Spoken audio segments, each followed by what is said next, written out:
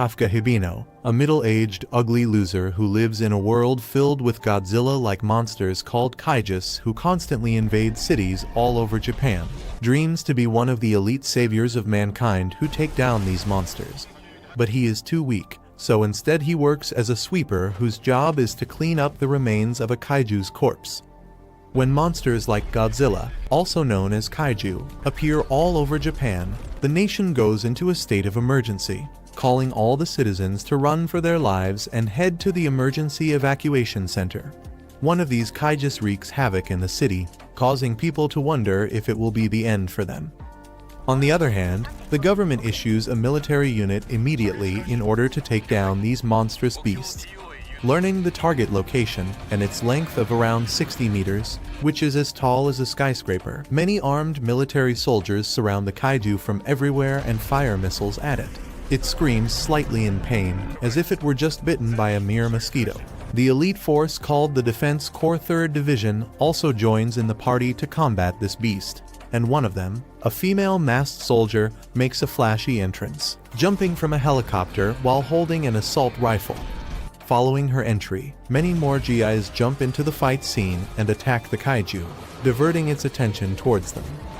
In the meantime, their leader, the female soldier named Mina Ashiro, aims a specialized weapon made specifically to eliminate kaijus at the kaiju's heart and fires it, causing the kaiju to blow up in pieces, which also makes it clear that humans cannot be underestimated. After the battle, the sweeper team heads to the fight location to dispose of the remains of the monster, which are scattered everywhere around there. While the machines are getting ready to clean up the area, a middle-aged man named Kafka Hibino, who has been watching everything from a distance while enjoying a hamburger, reveals to be one of the workers as well who is supposed to clean the place. Kafka, who is part of a team of lazy losers known as the Sweepers, whose job it is to clean up the mess caused by kaijus, wonders when he will catch a break.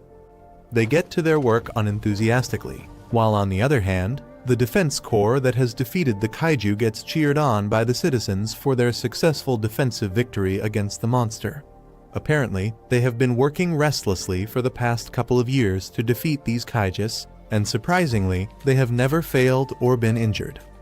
Kafka, who has always wanted to become a member of the 3rd Division of the Defense Corps, passes by them, doing his best to ignore the heroes, and goes back to work.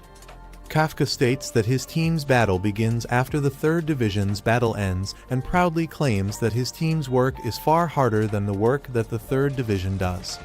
Still, no one in the city has ever cared about them, and has never shown any appreciation towards them at all. He unwillingly cuts down the skin of the monster's corpse and begins slicing its meat. Suddenly, one of their members accidentally cuts a blood clot from the monster, causing the hot, burning blood to scatter all around him and burn his knees. So, Kafka quickly comes down to treat his colleagues' fresh wounds, having experienced such injuries. He blames the 3rd Division for always leaving a mess when they should focus on trying to find a much cleaner way to deal with the monsters. But since it cannot be helped with, Kafka continues doing his work, revealing that the government has strictly told the sweepers to get done with the cleaning process within a week, making their work a hellish job that will lead them to work all day and night in order to dispose of the monster's remains. One of the supervisors of the sweepers approaches Kafka and assigns him to deal with another area nearby, informing him that the sweepers are short-staffed there. However, that area is covered with kaiju's intestines, making Kafka's friends feel pity for him, as dealing with kaiju's intestines is the worst experience someone can ever have.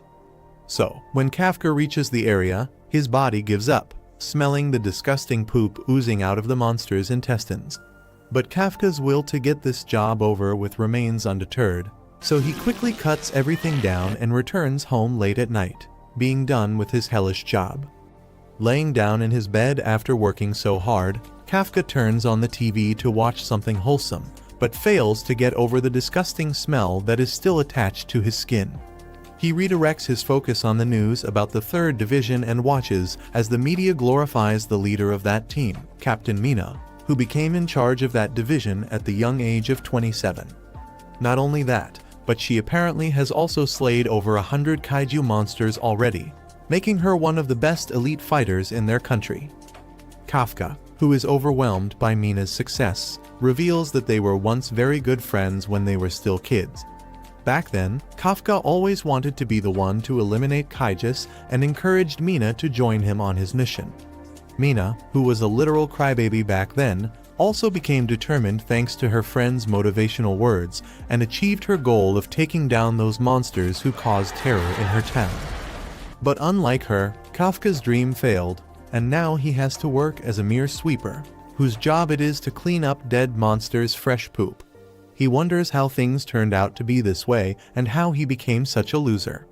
As midlife crisis begins to hit him hard, he calms himself down using the special coping mechanism, telling himself repeatedly that cleaning up the mess caused by Kaijus is also an important job in helping the people in his city. He consoles himself, stating that he has a nice room and can eat the foods that he likes.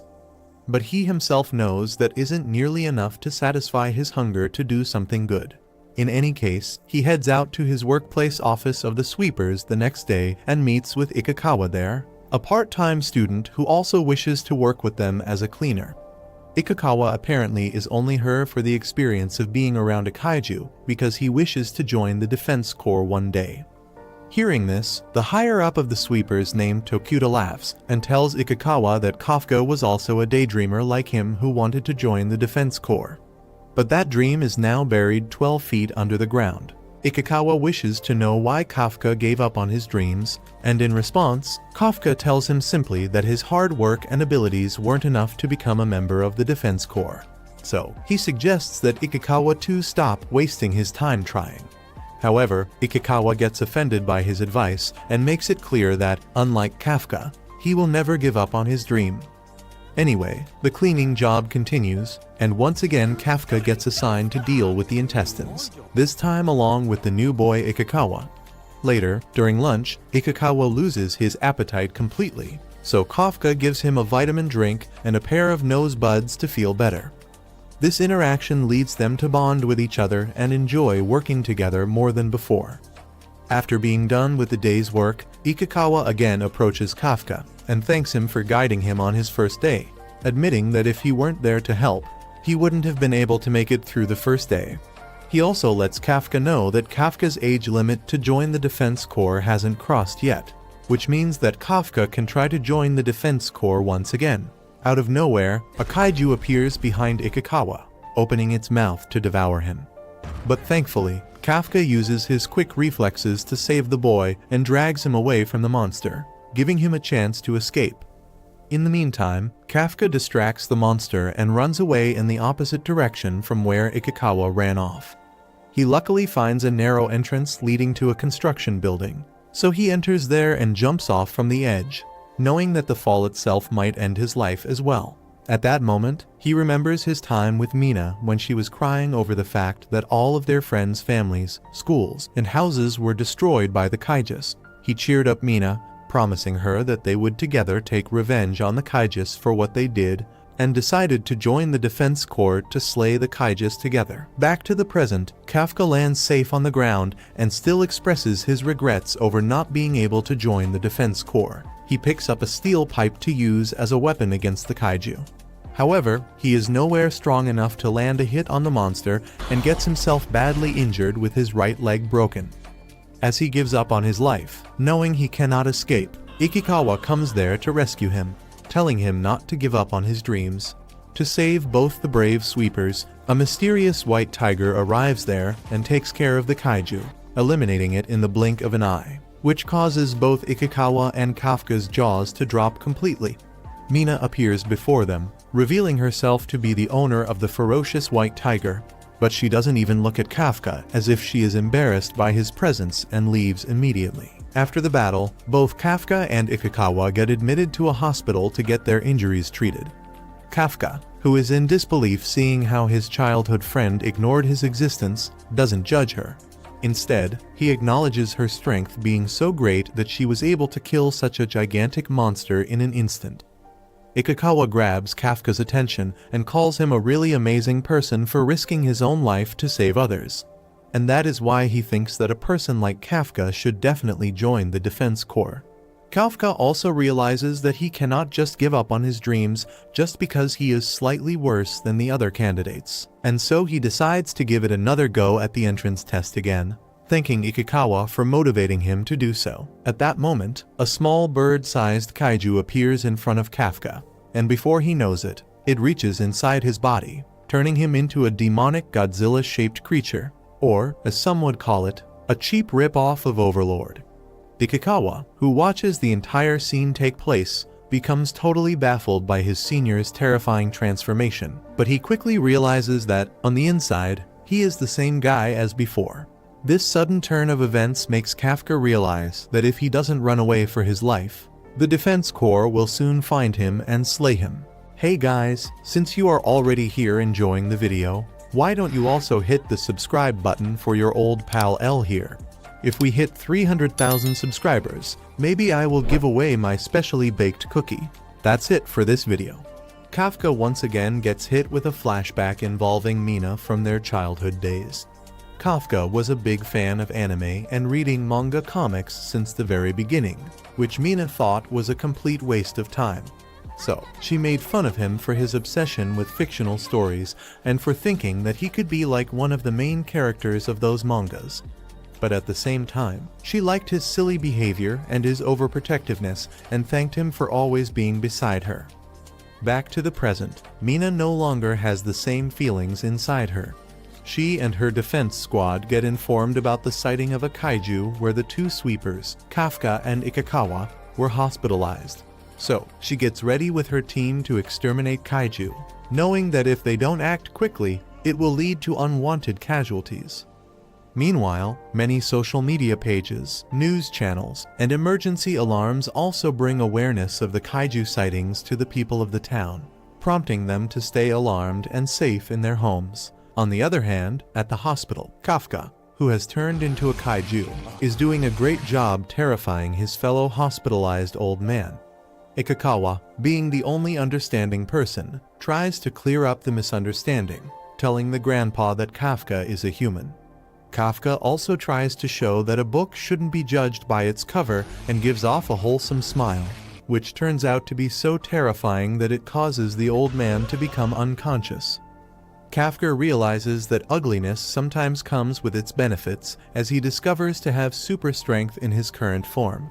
His accidental destruction of the hospital walls alarms the other patients, who immediately run off and call the Defense Corps to deal with miniature Godzilla. Ikikawa suggests that Kafka escape from there through the window to not get entangled with the Defense Corps and jumps off before him to give him the courage to also take the leap. Mina's team learns that the kaiju they are pursuing has fled from the hospital. So, they also change their route and rush in the direction where the kaiju ran off. Ikikawa, who can't believe his innocent senior has turned into a kaiju, questions how it can even be possible. While still running away from the sight of the public, Ikikawa turns around to see if Kafka is doing alright and finds out that Bro has mutated even more. It's as if he wasn't ugly enough already. He adds a disgusting attribute to himself as well and eats a bird alive using his parasitic tongue to grab it.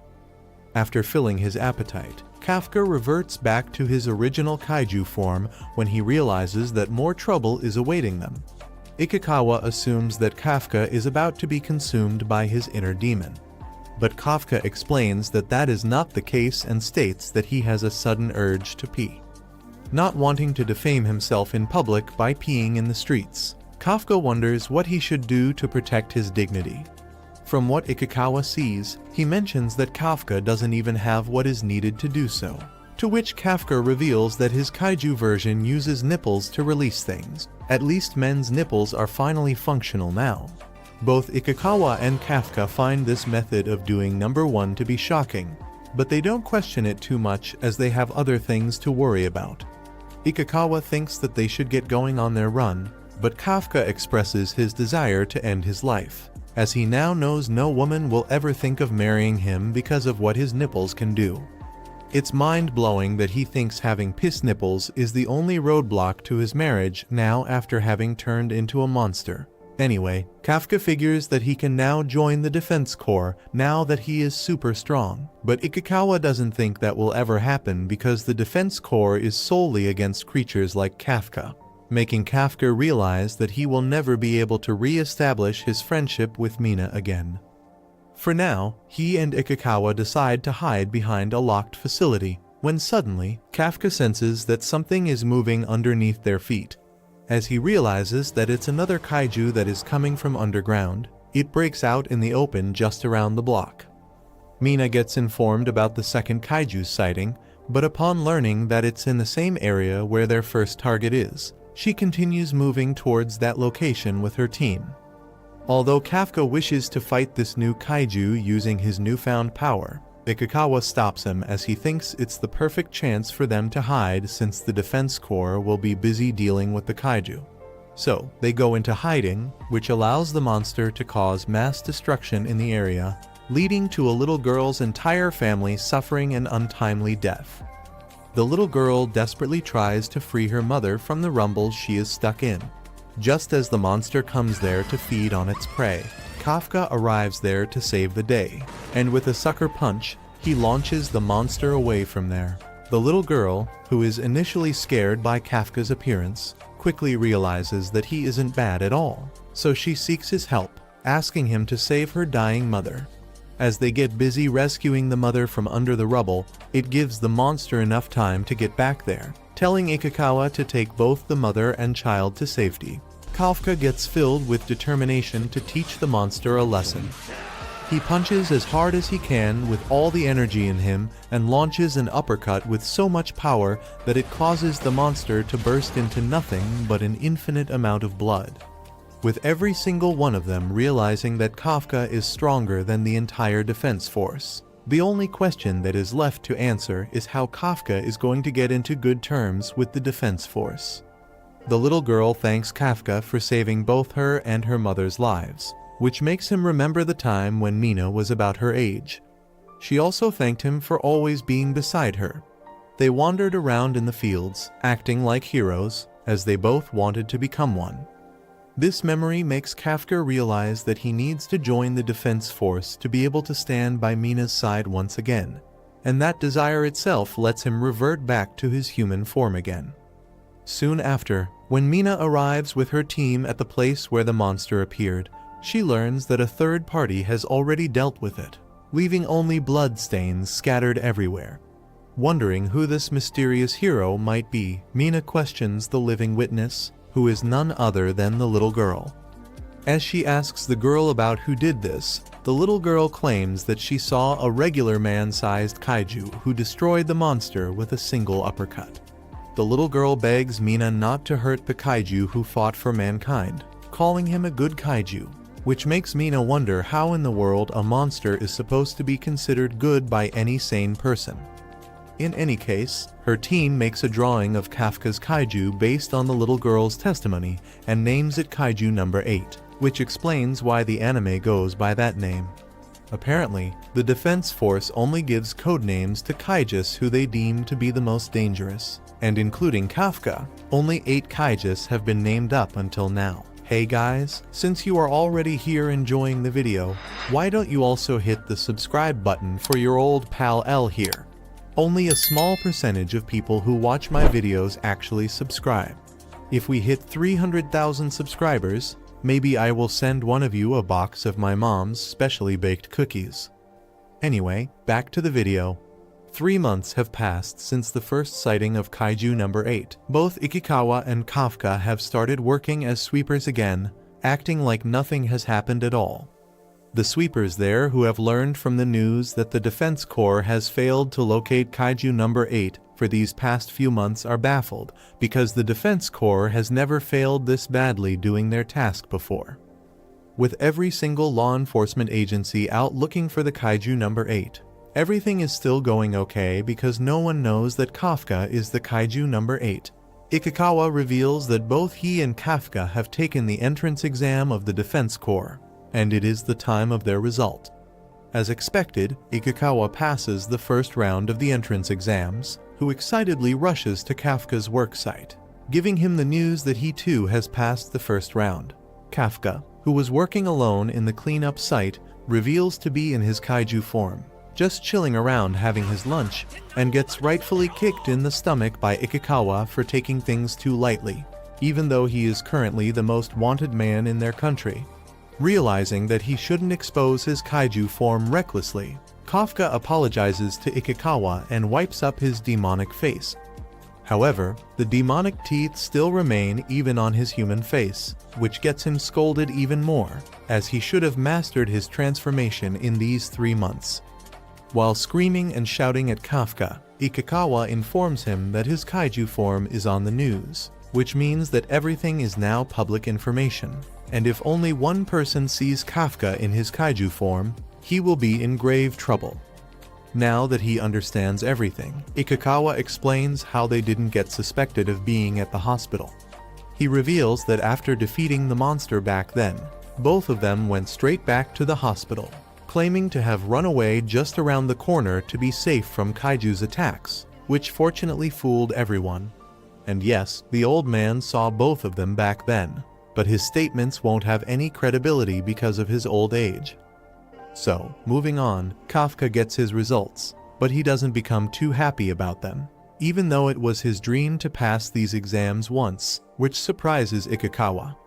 Kafka explains that he has always passed in the first rounds, so he isn't excited by it at all, and proudly reveals that he only fails every time in the second round of the selection. But now that he is overpowered, he is confident that he will win the second round smoothly as well.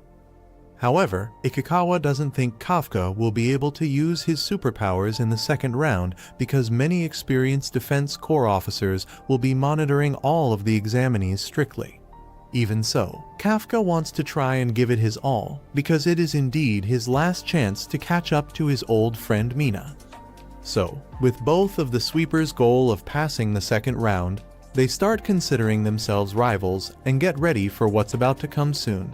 Kafka tries to open up a bottle, but because he is too weak, he transforms into his kaiju form and opens it, which instantly makes Ikikawa realize that this cheater is about to get into big trouble in the second round. Anyway, 10 days later, the Defense Force Selection Test's second round is held at the West Tokyo venue.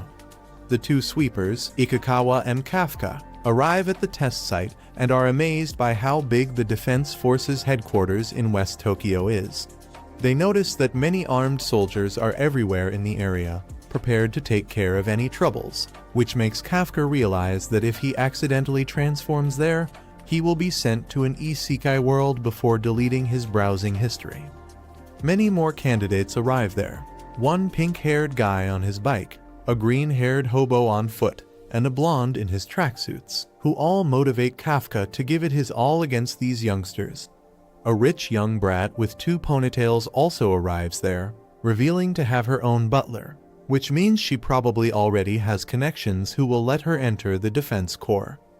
She tries to get Kafka's attention, referring to him as uncle, and tells him to move his trash truck as she wants to park her luxury car there. Kafka mentions that there are many open spots, but the rich brat makes it clear that she wants her car to be parked there because she feels like it. As she picks up a fight with Kafka, the old man, he gets furious and decides to teach her some manners. But she shows how strong she is by lifting up Kafka's truck with her bare hands and throwing it away, making it clear that she cannot be messed with. Proudly introducing herself as Kikuru Shinomiya, just after throwing away Kafka's company car, she comes close to Kafka, accusing him of smelling just like how a kaiju usually smells.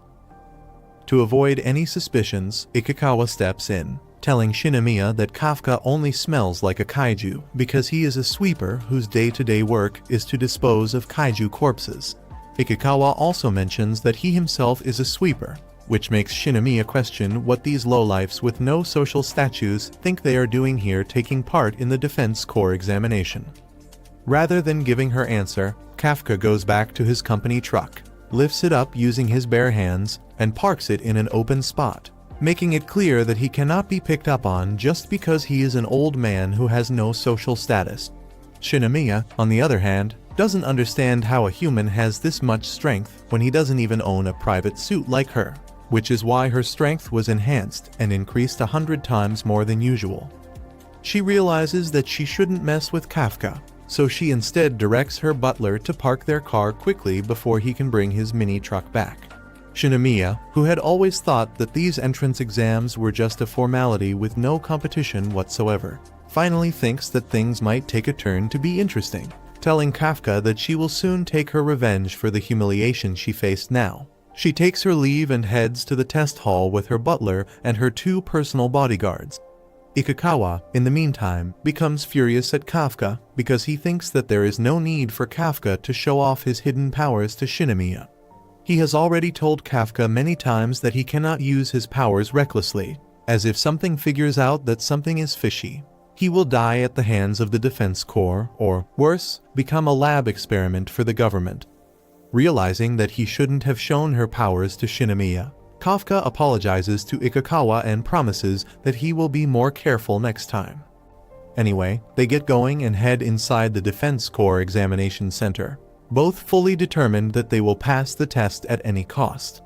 The second round of the entrance exam soon begins, involving many physical tests, which causes Kafka to struggle in his human form.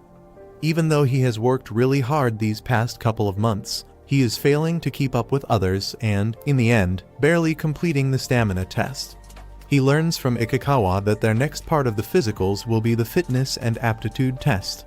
Because not everyone has the talent for being an aptitude, Ikikawa suggests that Kafka give it his all in the fitness test. So, accordingly, Kafka gives it his all in the fitness test, using only his human strength, but soon realizes that he has grown too weak because of his age. Being left behind, Kafka considers using his powers, but because of Ikikawa's warnings, he doesn't do it, and as a result, gets ranked in 6th place, from the bottom of the ranks, that is. On the other hand, Shinomiya, who has made it to the top of the ranks, flexes her result paper by showing it to Kafka, tells him that he should really learn his place, and reminds him of his low social status. Being left with no self-respect or dignity, Kafka wonders what he should do. But because he doesn't want to make the test unfair for others by using his kaiju powers, he begs Ikikawa to give him his invaluable guidance. On the other hand, Mina gets the list of applicants for this year, and after finding Kafka's application, she stops for a moment, implying that perhaps she still has some feelings for the guy who she has ignored for all these years. She learns more about the candidates from her subordinate, and according to him, the first person this year that strikes the eye is Haruichi Izumo, who has graduated at the top of his class from the most reputed university in Tokyo. Looking to be the most promising candidate of this year, Izumo has been ranked in 2nd place in the fitness exam. Ikikawa, who is also in the middle of telling Kafka about the candidates, tells him about another promising candidate named Aiharu Furuhashi, who is ranked 3rd in the fitness exam and is basically gifted with super strength. Next up is the biggest deal of this year, Aoi Kaguragi, who is a newcomer in the Self-Defense Force of Japan and has ranked 1st in the fitness exam. Although he was selected to become an elite in Japan's army force, he chose to come to the Defense Corps instead, as his goal is to defeat kaijus. Just like these 3, there are many more promising applicants who are trying to become elite officers, and that is why it has made things difficult for a weak, nobody like Kafka to be able to attain a good rank in these exams. Ikikawa also mentions the youngest girl to have appeared as a candidate in this exam, the rich brat Shinomiya, who many people think of as the greatest talent ever to have existed, while the other top candidates are excitedly waiting to see how Shinomiya will perform. Kafka, on the other hand, only gets jealous of her. Not only that, he also gets belittled by her and beaten by her bodyguards in front of all the other candidates, who wonder what even is up with this old loser. Although being left humiliated by Shinomiya lowers Kafka's fighting spirit, he keeps his hopes high as the second part of their test is about disposing kaiju corpse, which is the sweeper's expertise. The 3rd division of the Defense Corps Vice Captain Hoshina gathers all the candidates and begins the test, telling them to give it their best in the aptitude test. However, he surprisingly reveals that they will not be disposing of the kaiju corpses. Instead, they will be eliminated as living, breathing kaijus. Realizing that this is something not anyone can do, Kafka loses all hope of passing the second test. In any case, he and the other candidates wear their test gear, which is used by the Defense Corps. As everyone equips their combat suit, it not only enhances their strength physically, but also becomes connected with their body, making each and every neuron of their body more responsive than ever. With the best weapons to fight the kaijus at their disposal, the candidates get ready for the battle. The operator takes a moment to tell everyone that their combat gear can unleash a specific amount of power in their body, and reveals that, like Ikikawa, the other top candidates have also become able to release almost 10–15% of their combat power. The operator also claims that the suit has only ever managed to unleash the suit's 20 powers in its first use. But when they learn that Shinomiya can unleash a staggering 46% of the suit's power, it becomes clear why she is known as the talent of the century. On the other hand, the talented middle-aged loser has failed to unleash any combat power, which makes the suit completely useless for combat, and that revelation also makes the test examiner burst out laughing, as he has never seen someone so talentless like him ever. Kafka tries to squeeze out his potential by bending his knees, but we all know what will happen if he continues to squeeze things in that position. Seeing Kafka trying to take a dump with his face all red, the test examiner Hoshina once again bursts out laughing, wondering what a comedian is doing in the Defense Force exam. Shinomiya, on the other hand, who has seen Kafka's super strength, gets annoyed at Kafka as she knows that he is deliberately hiding it from everyone. But anyway, with everyone going against Kafka's favor, the examiner Hoshina finally begins the final test. The instructor, Hoshina, takes all the participants to the field for the next stage of their competition. He tells them they will be fighting Hanju and 36 Yaju.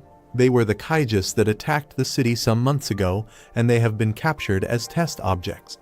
They are risky and fearful, and as a result, a drone will be following all the participants to find out if they are terribly injured.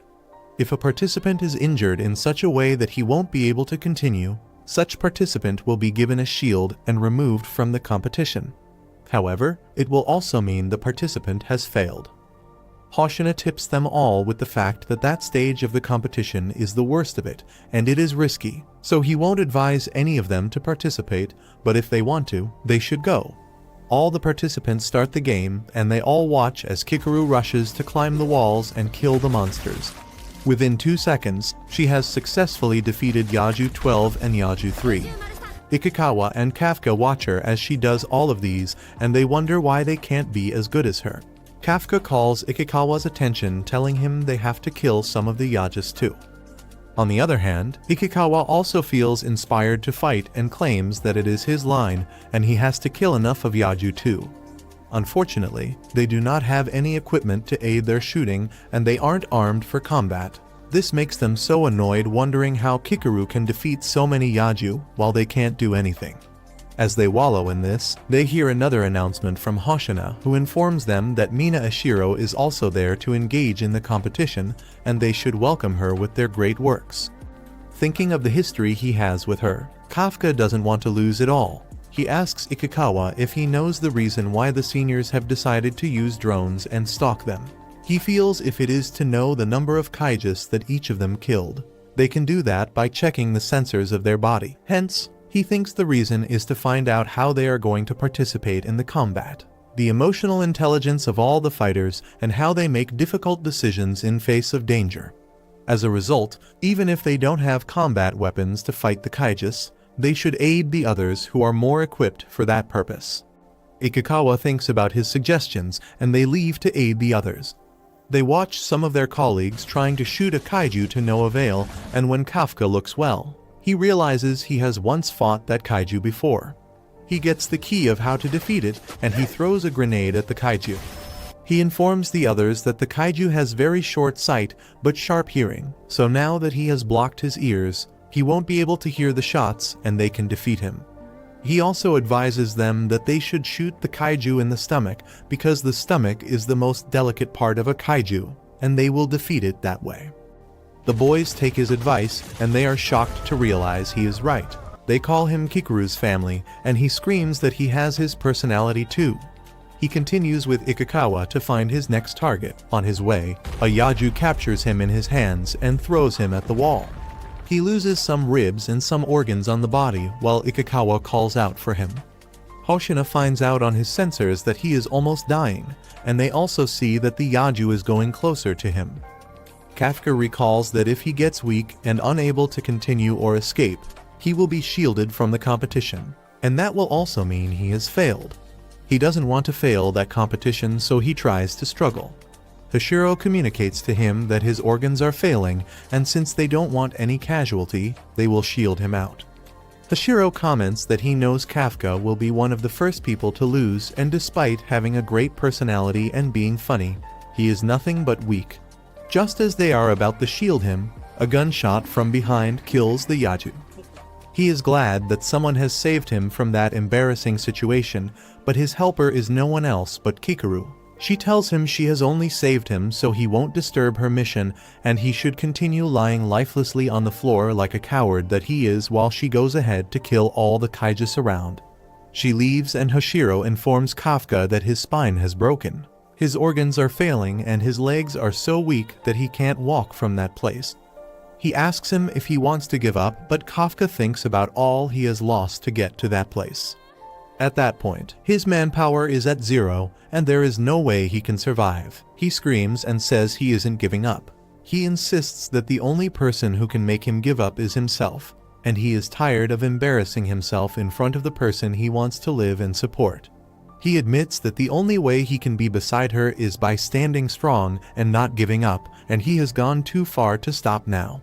Everyone wonders where his newfound strength is emitting from, as he declares that he has laid his life to get to that point, and even if it will take his life, he won't give up. His manpower moves to 0.1% as he struggles with his broken legs to stand up and continue the fight. He rises on his feet and decides he will continue the journey. He screams as they watch him in the situation room, and they are shocked he is standing because his legs are completely broken. Hashiro warns him that he has internal bleeding, and if he insists he wants to continue the competition, he can go on. But if he gets too weak to continue, they will activate his shield, which means he will lose. He insists that he will continue and tells Ikikawa that he should proceed with the competition. To his shock, Ikikawa stretches his hands to him and asks him to come. He recalls a situation where he was also weak, and Ikikawa came through for him. He admits that Ikikawa is a person for all situations and tells Ikikawa that if they survive every other competition together, they can survive that one. He climbs on Ikikawa so that Ikikawa can be his legs and he can continue the journey. They watch them in the situation room, and they laugh. Hoshiro mocks that even if they aren't accepted into the team for their skills, they should be accepted for their comic relief because they are both a bit of a mess. They continue their competition, and the other players stare at them because they look like fools. Ikikawa complains that their colleagues are looking at them, but Kafta encourages him that he doesn't have to care, and that as long as they complete the game, they are fine. He asks Ikikawa to find Kikaru so they can support her. On the other hand, the players confront the last kaiju, and it is stronger than they had expected. The others try their best to defeat it, but their efforts aren't productive. As expected, Kikaru jumps into the scene and tells them they can't defeat her. She jumps at the kaiju, and she shoots at it. She tries to finish up the kaiju, but it is a little greater than her. Kafta urges Ikikawa to carry him faster so they can get to Kikaru and ensure they help her defeat the kaiju. Ikikawa is tired because Kafta is heavier than he had expected, but he finds it difficult to say this to Kafta. Kafta encourages him to use their shield power to support himself so they can get to Kikaru. As Ikikawa runs faster, Kafta gets exhausted too. At the fight, Kikaru finds a loose part of the kaiju, and she raises the last attack. She successfully gives it a last shot and kills the last kaiju. She breathes a sigh of joy as she wins the battle for her team, and they proceed to the next stage of the competition. The situation in the situation room is shocking. Hoshina had expected that most of the contestants would lose at that point. He felt he would be able to send off at least 30 of the competitors, and at that point, none of them had been disqualified, and the worst that had happened to them all was injury. They all admitted that they had gotten the result they didn't expect. and they acknowledged that the only reason the competitors could survive to that extent was because of Kikoru. They all know Kikoru is the daughter of director Shinomiya, and they exclaim that they couldn't have expected the director's daughter to be mid. She looks like she would be a very great plus to the defense team because she is supportive and ensures her teammates are in good shape. At the field, she is satisfied with what she has done that day, and she looks at the sky, wondering if her father is proud of her and if he feels she is now doing as great as he thinks she will do. On the other hand, Ikikawa has eventually dripped kafta from his back.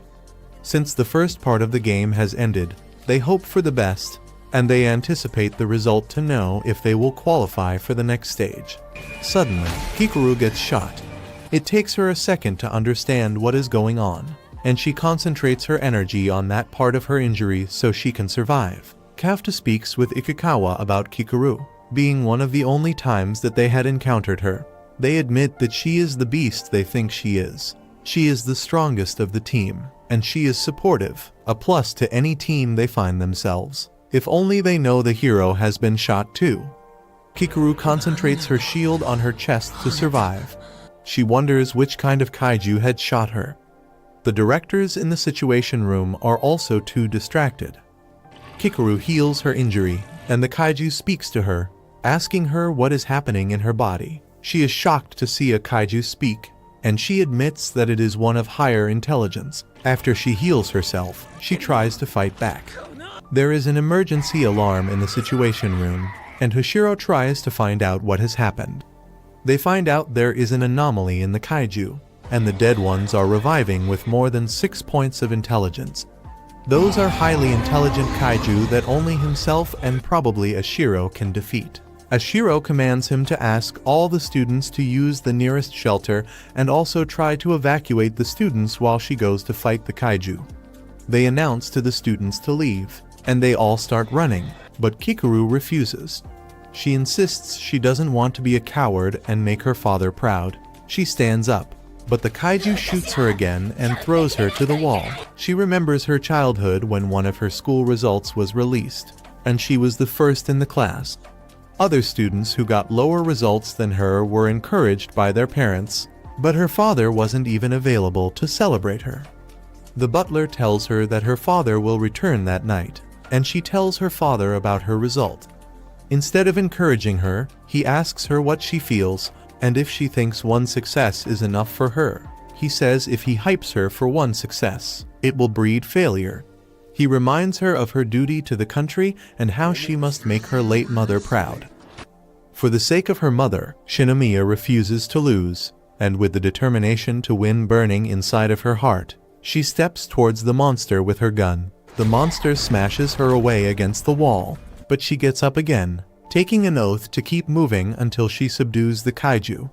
With the wish and her father's command to become the strongest ever to be on a battlefield, Shinomiya continues to fight even though her hand has given up.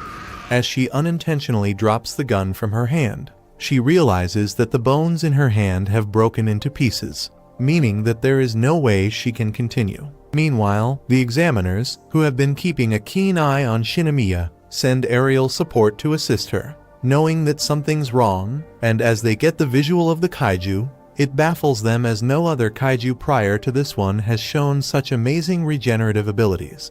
The lead analyst also notices that the kaiju is gathering energy inside its horn to release a massive attack on Shinomiya. So, she immediately informs both Mina and Hoshina, who rush to save her as she is the greatest talent in this century. Unfortunately, they did not reach there in time, causing Shinomiya to give up and bend on her knees, accepting her death by the kaiju. At death's door, she apologizes to her father for letting him down and for not being perfect enough. Kafka comes there just in time, telling Shinomiya to not give up just yet and rescuing her from being blasted away by the evolved kaiju.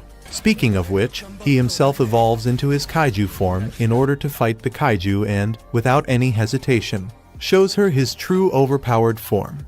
Meanwhile, the other candidates continue to fight the kaijus and begin evacuating the area, as all of the kaijus in that area keep on regenerating over and over. Ikikawa, on the other hand, hopes that Kafka isn't going to end up being taken down by the defense corps after they see them in his kaiju form. Ikikawa reveals that when he and Kafka were about to evacuate as well, Kafka heard from a senior that Shinomiya's life was in danger. So, without even discussing it with Ikikawa, Kafka unhesitantly rushed to that area to save her.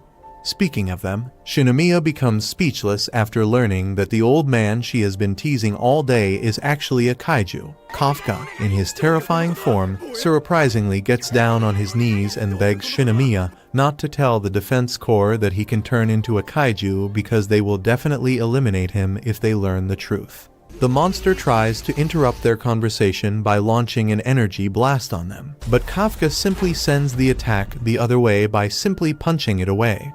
Knowing that the monster isn't going to stop, Kafka gets up and tells Shinomiya that he will explain everything to her once he is done dealing with this monster. The lead analyst, who doesn't have visuals of Shinomiya's situation, detects that there is a strong surge of energy that is impossible for even a kaiju to generate, making her suspect that kaiju number 8 has shown up there. She informs Hoshina about the readings, but he calls it a system glitch, as there is no chance that someone can generate so much energy. Kafka, in the meantime, turns on Super Saiyan mode, and with the most powerful packed punch, he reduces the kaiju to nothingness, leaving Shinomiya in awe as she herself did not succeed in even damaging it at all. Anyway, Kafka gets rid of all of the other nearby kaijus as well, and then recontinues his prior conversation with Shinomiya, begging her once again not to report him to the defense corps. He returns to his original human form and expresses how glad he is that Shinomiya is safe. Ikikawa comes there, banging his hand on Kafka's face for taking the risk of being exposed like that. While the two argue over nothing, Shinomiya faints because of the excess blood loss. Hoshina and Mina arrive at the location where they find the monsters to be reduced to nothingness, causing them to question who is behind the kaijus execution. But the investigation part is over, and their main priority is the examinee's safety.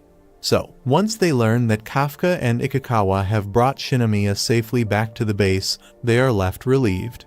Mina issues the investigation unit to find out who or what did this to the kaiju here, and, in the meantime, heads with Hoshina to the other locations to get rid of the kaijus who are still left alive. With the examination coming to an end, Kafka is sent to the Defense Corps hospital, even though he is not too injured. Ikikawa visits him and lets him know that Shinomiya is doing well as well and only needs to get her right arm fixed because it's completely broken down to the core. Mina, who reveals to have been eavesdropping on their conversation, musters up enough courage to visit Kafka, who is just as surprised as Ikikawa, not because she has ignored him her whole life, but because she is the top dog of the Defense Corps. Mina, who has heard that it was Kafka who had carried Shinomiya back to safety, thanks him for rescuing her, giving him a salute of honor. She says nothing else and takes her leave. But Kafka doesn't stop her, as he has taken the oath that he will only confront her after becoming a Defense Corps officer.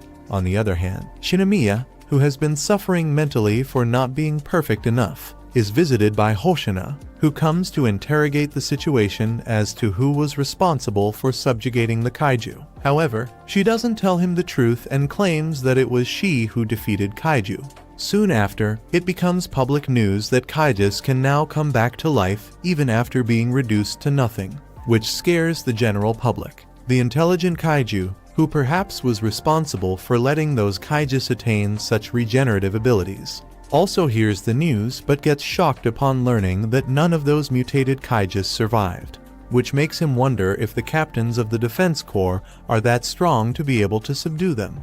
Being left disappointed, the intelligent kaiju transforms his human form to blend in with the humans. But what's more surprising is that he is one of the new sweepers on Kafka's team, indicating that there will soon be a confrontation between the two transformers. How smart would it be if a kaiju joins a kaiju killing team? Well, let's ask Kafka if he's not too busy cutting up kaiju intestines again. The episode starts with Kafka and Ikikawa back at the kaiju cleaner's office. Kafka is panicking and going crazy with stress. He grabs Ikikawa and shakes him violently, blaming him for making him suffer like this. If it weren't for his encouragement, Kafka wouldn't have tried applying for the Defense Corps again. Ikikawa yells back that this wasn't what he was saying the other day. In fact, Kafka was even thanking him in the hospital for inspiring him to try and achieve his childhood dreams again. Ikikawa is getting annoyed that Kafka was so cool back then. Thankfully, they were put out of their misery when their boss arrives and informs them that the two of them just received some mail. Their exam results have finally arrived. The two hesitate upon opening and reading their results. For Kafka, this was his last shot. Would he be able to keep his promise with Mina and join her, or would he fail once again? He slowly pulls out his results and his eyes widen upon reading it. A few days later, all the newly passed members of the Defense Corps are gathered in the headquarters for their induction ceremony. Izumo congratulates Aoi for passing the exam, although it wasn't really a surprise that they both got in. Looking around, all the big names and famous people passed. Sadly, Izumo notices that Kafka is missing. Shinomiya arrives and others immediately congratulate her for passing first in their class. Izumo remarks how before the exam, he was expecting to finish top in their group, but upon seeing Shinomiya in action, he accepts defeat. It looks like he and Aoi would have to compete for top 2 instead. Aoi replies that he scored highest on the fitness exam, so he is still not giving up on his dream. He will aim for rank 1. On the other side of the room, Aiharu accidentally bumps into Ikikawa. The two introduce themselves and shake hands. Aiharu recalls Ikikawa being with Kafka during the exam, and he tries asking if he failed. Unfortunately, before Ikikawa can reply, their induction ceremony suddenly starts. Everyone snaps into attention as the captain, Mina Ashiro, enters the room. Everyone looks in awe at her as she heads to the stage. Shinomiya is also called onto the stage to act as the representative of the incoming class.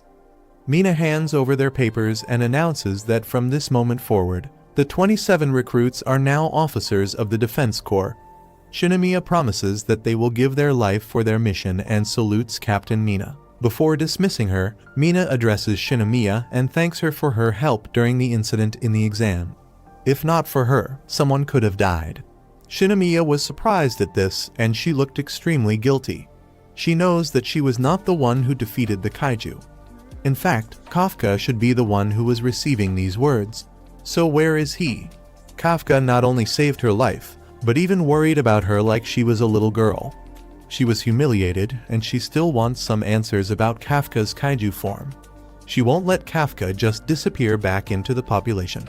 Thankfully, Shinomiya doesn't have to do anything drastic because someone just abruptly barged into the room. It was Kafka, looking nervous and apologizing for interrupting the ceremony. Shinomiya, Ikinoya, and others are surprised but glad to see him. In a flashback, it was shown that Kafka actually failed the exam. Not only did he score the lowest on the fitness exam, but he also got a 0 on his aptitude test. All the other captains during the meeting discussing the recruits agreed with these assessments and easily dismissed him. Mina was about to defend him, but Vice Captain Hoshina suddenly raises his hand and volunteers to take him. He acknowledges that Kafka's numbers are below average and he doesn't have the skills to be an officer. However, he noticed during the actual combat portion of the exam that Kafka not only identified the enemy kaiju's weak points, but also aided the overall effort in taking them down. He chose to help others instead of prioritizing his own kill count.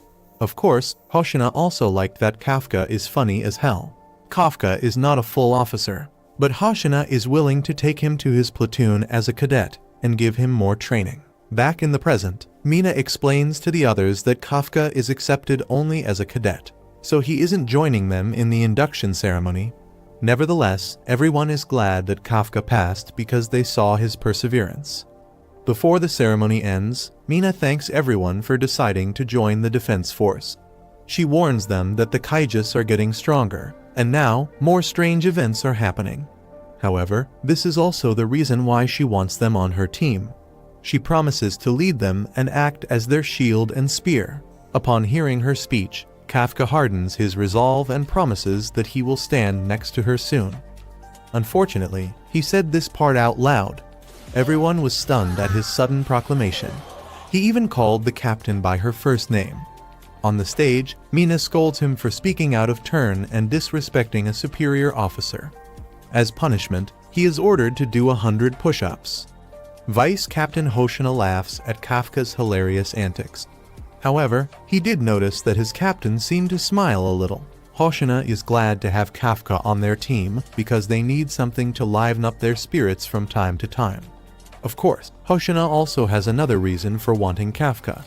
During the exam when the Kaijus were coming back from the dead, they saw a 9-8 level Kaiju signal.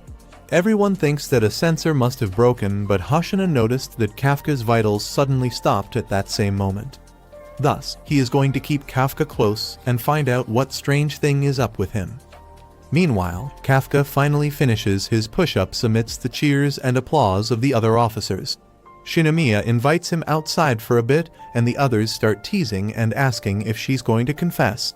However, Ikakaya tries to signal to Kafka that Shinomiya might want to talk about their kaiju secret. A few hours later in a nearby restaurant, Shinomiya is shocked to learn that Kafka became a kaiju after eating one.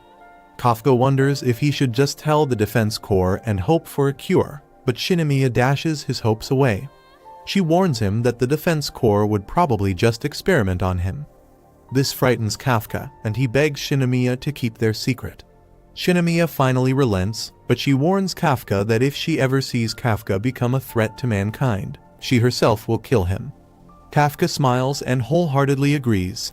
The Defense Corps' newest recruits' training begins, and during this session, Ikakawa shows how skilled he is already when using guns as he shows his aim and precision by shooting down the target signs in the distance. He gets perfect scores for shooting down all of the target signs in an instant, which brings an end to his fire training exercise. After this test, the examiner gives the report that he has been able to unleash his Defense Corps suit's 18% combat power, which surprises everyone as that is quite a high score.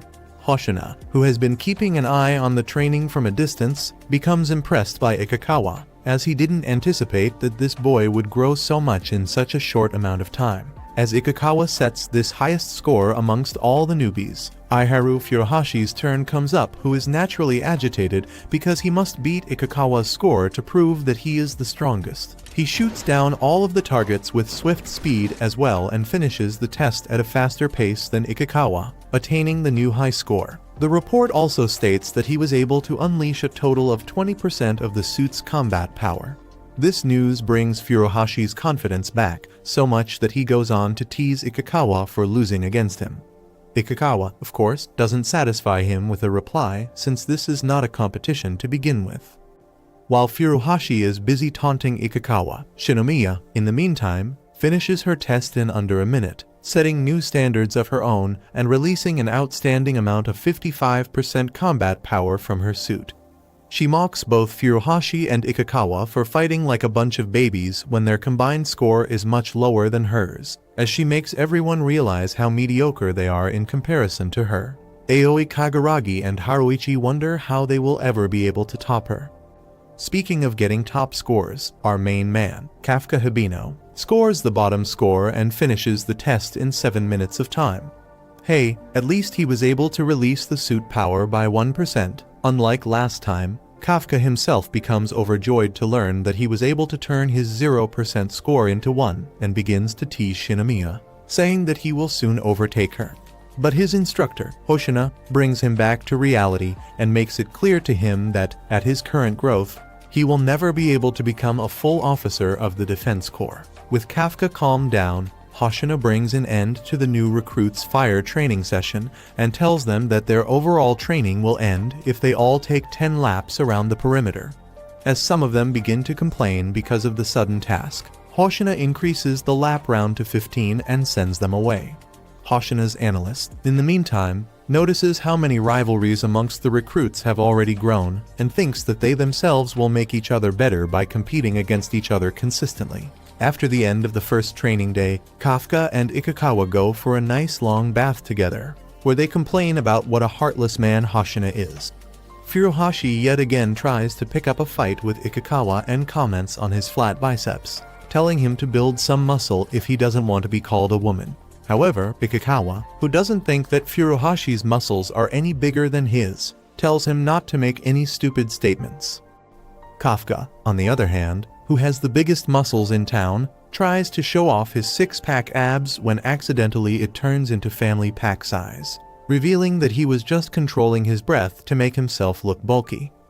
Furuhashi burst into laughter seeing Kafka's dad bod, which triggers Kafka's ego, prompting him to pick up a fight with the youngster. At that moment, Kaguragi enters the shower, revealing his Terminator body, which itself humiliates Kafka, Ikikawa, and Furuhashi, prompting them to hide their petty bodies underwater. At that moment, they all realize that flexing their muscles does not matter, and what only matters is their results in the defense corps. On the other side, Shinomiya enters the girls' restroom along with some other girls, where she comes across Captain Mina, who is casually having a drink. Just by her presence, Shinomiya becomes intimidated and apologizes to Mina for ruining her privacy. But Mina doesn't think much of it and tells the girls to come in, as she is just about to go outside anyway. Shinomiya, while heading inside, takes a look at Mina's body, which surprisingly doesn't have many muscles. So, it naturally makes her question how and why Mina is the strongest amongst all defense corps fighters. She asks Mina how she has so much combat power, and in response, Mina tells her to stand by her side, saying that she wants to demonstrate to her the basics of her training that have made her so strong. Meanwhile, the boys talk about why they joined the defense corps, and the first one to answer this question is Furuhashi, who proudly states that he only took this exam because of his crush on Captain Mina Ashiro. Apparently, when he was in middle school, he was attacked by a kaiju when Captain Mina appeared out of nowhere and saved his life. Since that day, he has wanted to be like her, and that is why he has joined the defense corps. The others state that they also have a similar story and claim that they too have come here because of Captain Mina. It's natural, though, since she is this generation's biggest superhero. But what's not natural is this loser Kafka claiming in front of everyone else that Mina is his childhood friend when she doesn't seem to give a single F about him in the present. The boys don't believe Kafka a single bit, so they first hear every single part of his childhood story, and find it rather surprising that he was this close to their beloved captain. As a matter of fact, the shock is too grave as they all end up being rendered unconscious lol.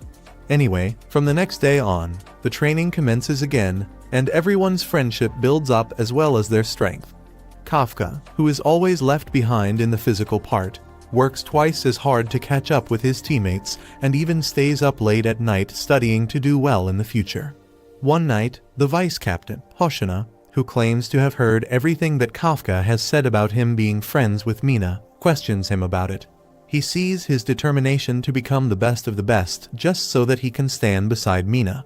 So he gives him a heads up not to get too attached to his teammates, as many of them will end up losing their lives in the near future. At that very moment, the emergency bell rings, which wakes all of the new recruits up, making them realize that it is the calling for their very first mission. That's it for this video. Thanks for watching, guys. Please consider subscribing. We are so close to hitting 300,000 subscribers, and as always, stay safe and take care. It was 3 a.m. and every officer was already ready and waiting in the Defense Forces operation room. Captain Mina asks a nearby officer for an update, and she learns that evacuation has already begun and is still ongoing. The epicenter of the kaiju signal is located in Sagamihara, and all civilians surrounding it are being evacuated by the military. Military trucks and civilian buses are being used to move all those people. The Japanese military has also established an artillery regiment command post in a nearby mall parking lot. The kaiju first appeared at Kanawa Fault and is traveling underground while still continuing to grow in size.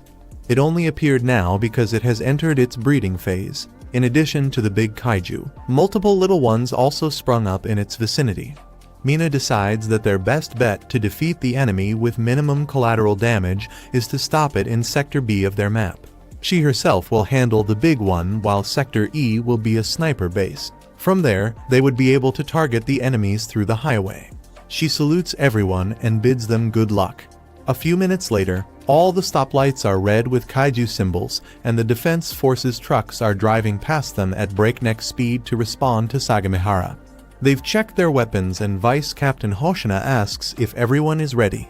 All the rookies look nervous while Shinomiya only stares at Kafka. She still couldn't believe the kaiju they call No. 8 is him, but she hopes he won't disappoint her. Meanwhile, Kafka is busy with his own problems. He was about to throw up due to overeating. Everyone immediately panics, and their truck is filled with shouts as Kafka controls his nausea. In another part of the city, all the evacuees are safely waiting in the mall while the anti-kaiju artillery takes position. At Sector E, Vice Captain Hoshina's platoon is waiting for the mission to start. His team includes Kafka and Shinomiya. Kafka stares upward at the towering kaiju they are about to face. It is so big that it's classified as a Hanju. Hoshina explains to everyone what their specific goals are. While the captain's team will handle the large kaiju, their group would deal and eliminate the smaller ones called Yaju. Their current area is deliberately clear of important buildings or important transportation routes, so they should prevent any Yaju from leaving the area. The other teams include Ikuruga's platoon in Sector F, which includes Ikikawa, and Nakanoshima's platoon in Sector J, which includes Izumo and Aoi. Their job is important because it would determine how much collateral damage the kaiju might cause. They have to prevent the destruction of more important buildings like schools, malls, and others. Of course, the platoons with rookies in them are in the rear sectors E, F, and J. This also means they are the last lines of defense. Hoshina then reminds everyone that no matter what their test scores were, that doesn't mean anything.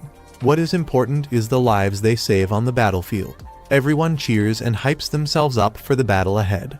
The JSDF reports to the defense force that they have finished their evacuation. The defense force relays to everyone the news and that Captain Mina will engage in 8 minutes. Ikikawa messages Kafka and asks him how he's feeling. Kafka replies that he has to show he can be an officer. During training, Hoshina warned Kafka that he might get fired in 3 months. He is feeling nervous and panicked now, but he also feels excited. Ikikawa smiles and assures Kafka that their first mission will be a big success. Their headquarters then announces that Yaju has been spotted in Sector E. The crab mushroom hybrid monsters are crawling all over the streets. Kafka bids goodbye to Ikikawa and dons his mask. Shinomiya and the others jump off the buildings while Kafka carefully climbs down. In the air above, a helicopter opens up and Mina readies herself for battle. She had reached the sniper point. Their headquarters instructs the JSDF to fire their artillery and push the large kaiju into Sector B. The artillery starts their barrage, and even their helicopters start firing their missiles, feeling their explosive impact. The kaiju slowly walks away and towards Sector B.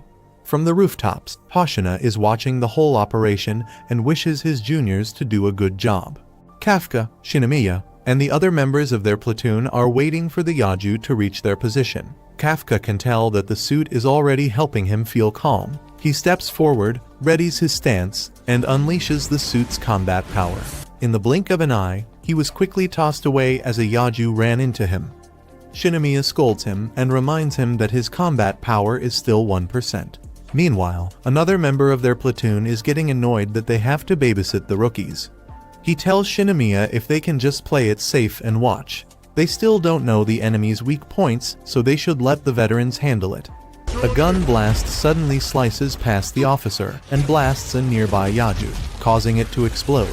The officer was shocked, but Shinomiya just calmly accepts his orders and replies that she will play it safe and blast at the enemy weak points.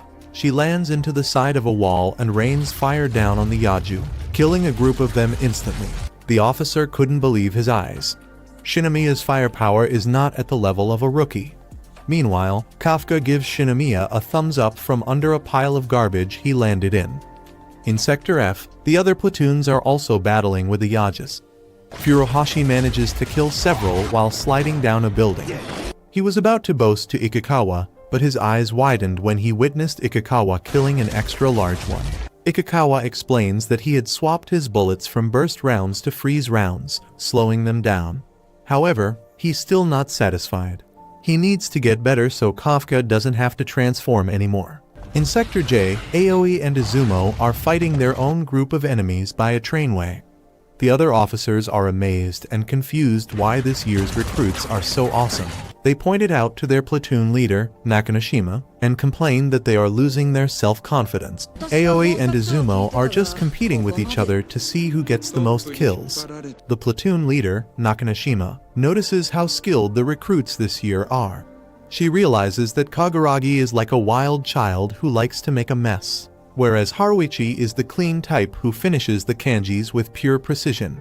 As she sees them acting so skillfully, it triggers her cougar mode, prompting her to salivate like a total creep. Nakanoshima was already informed by Vice Captain Hoshina about these promising rookies, who have shockingly unleashed a tremendous amount of combat power already from their combat suits. She also notices that the top rookies are motivating the other rookies to improve, and that's why she thinks the current year's recruits will soon reach the top, taking over the veteran ones. Meanwhile, the observation team leader, Akinogi, verifies that the sector named Juliet no longer has any kaijus around, so she tells Ishikawa's platoon to advance to the next sector.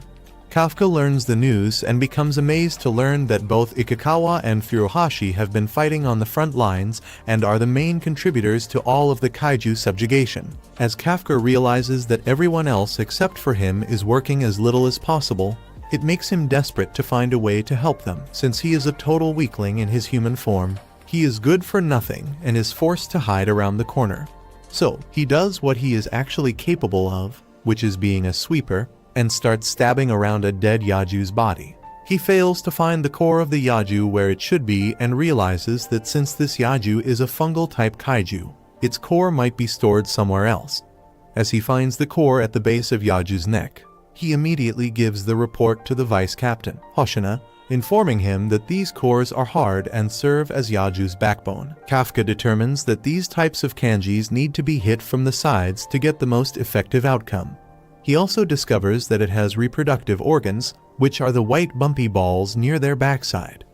Anyway, because these reproductive organs have more kanji stored inside them, Kafka tells Hoshina that if they don't destroy them, more Yaju might spawn. Hoshina thanks Kafka for his valuable information and then tells the observation team to share the latest information about this Yaju with all of the Defense Corps fighters. Akinogi accordingly shares all of the information regarding the reproductive organs with all of the Defense Corps officers and also includes information about the Yaju Corps. Kafka is now relieved that he was able to somehow help the Defense Force. Wanting to help more, he decides to neutralize all of the other corpses of the defeated Yajus. Although I don't think Kafka will be able to improve physically if he continues to work like a sweeper, Kafka thinks that he will certainly be able to be by Mina's side one day at this rate. Well, props to him for being high and delusional without even having any brownies. The Hanju, in the meantime, reaches the designated combat initiation point, so the defense force initiates an attack on it. They target its legs to immobilize it, while on the other hand, their captain, Mina Ashiro, prepares to deliver the final blow to it from a distance. She charges her mega weapon and locks the target on the Hanju. But before firing her shot, she takes a brief moment to look at Kafka and gets ready to show him that she is the best in this league. She unleashes a whooping 96% combat power from her shoot and then fires her shoot, instantly reducing half of Hanju's body to nothing. Kafka, who witnesses this phenomenal attack power coming from Mina, realizes that she is in a whole different league from everyone else, and that makes him question whether he will be able to reach a stage where he will be able to stand beside her. Mina gets ready to fire the second shot since the first shot wasn't able to fully destroy the Hanju's core, and as she does so, she successfully manages to take the life of the Hanju. However, she doesn't stop there and fires the third shot even though it is already dead, which shows that she just wants to show Kafka and the others how much firepower she has at her disposal. She doesn't stop there and yet again fires the fourth shot at the dead Hanju, making Kafka realize how incredible she really is. Hoshina approaches Kafka, asking him if he wants to quit his dream of being beside Mina as her vice captain now that he has seen how much strength she has. Kafka turns the table on Hoshina, asking him if he is worthy to stand beside her. Hoshina proudly states that his combat power is nowhere as good as Mina's when it's about taking care of opponents from a long distance, but he claims that he is actually the best when it comes to close combat and backs it up, demonstrating how skillfully he can chop down a kaiju without even moving a muscle.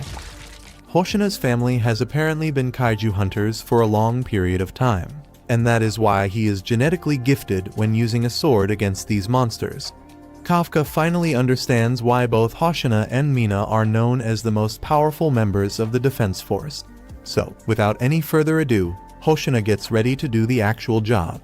reminding Kafka that the dead Hanju has many eggs inside of its gigantic body, which also needs to be exterminated before it can create countless Yajas. The yogis swarm out moments later, so all of the defense corps members get busy to do the cleanup job. The newest recruits also join in, even though they are very tired since this was their first mission. But they know that they have to put in their best efforts to be recognized as a defense corps officer by Hoshina. Speaking of Hoshina, he acknowledges how resilient these newest recruits are and especially makes comments on Shinomiya and Ikikawa, who have been performing their best in this mission. Furuhashi, on the other hand, who has been failing to keep up with Ikikawa, follows his lead to the next sector of the area when they come across a member of the sweeper team who is in the middle of investigating Yaju's corpse. That guy is, of course, none other than the kaiju, who can transform into a human, and he is clearly pissed because the secret of these Yajas having reproductive organs has been found.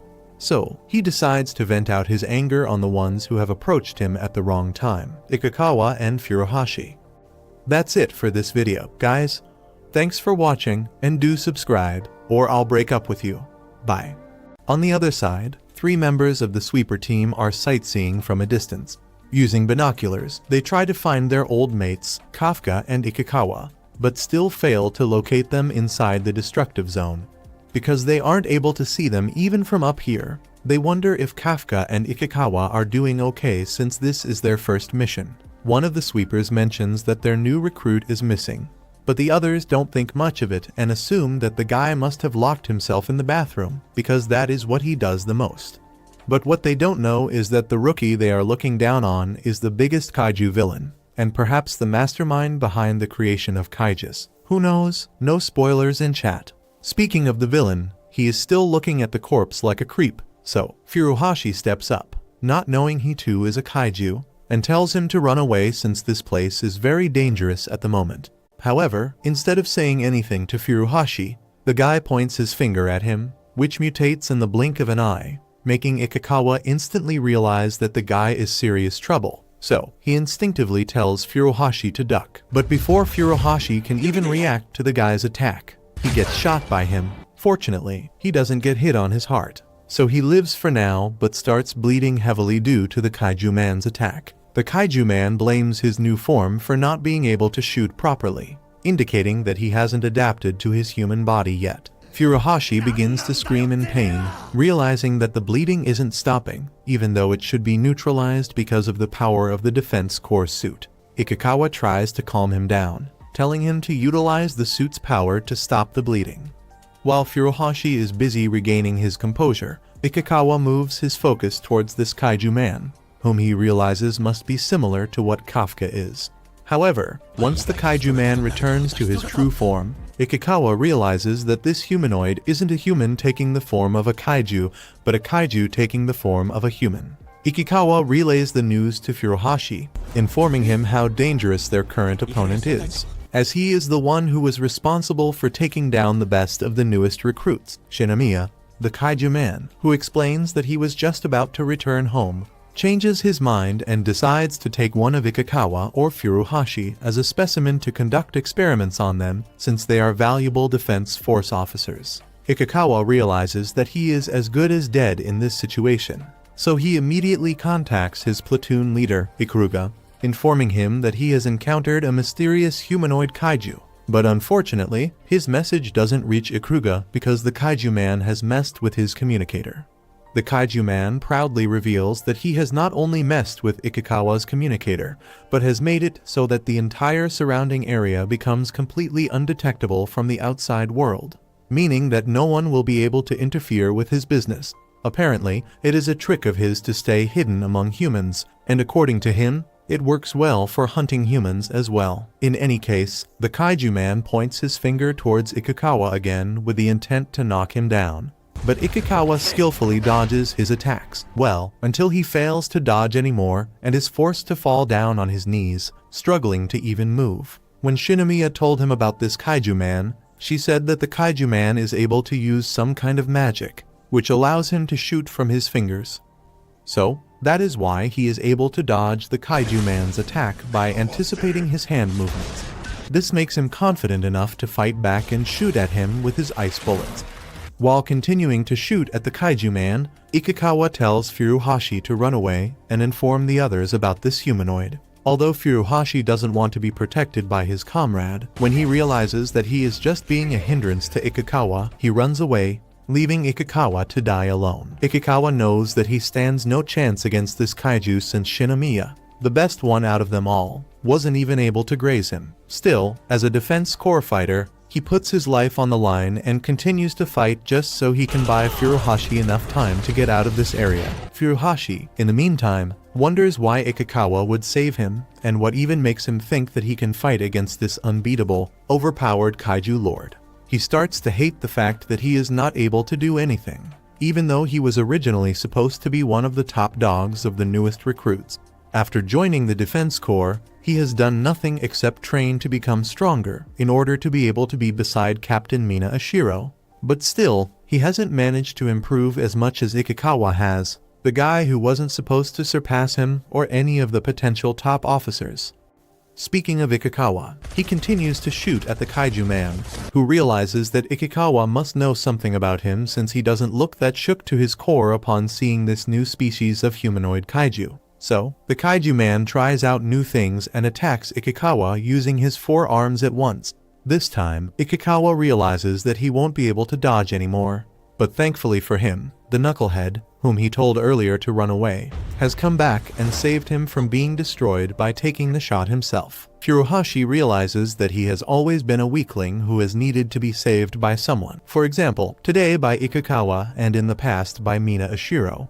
Being a Sigma male, he doesn't want to be saved by anyone else anymore, and he makes it clear to Ikukawa as well that only he gets to be the main character of this story. The kaiju man, in the meantime, continues to watch the drama of the 2 side characters, who both think that they are the main characters and gets free entertainment from them. Ikukawa continues to tell Furuhashi to run away, but the kaiju man doesn't think that will work, as he claims that he has made it so that no one in his confined space or domain can leave without his permission.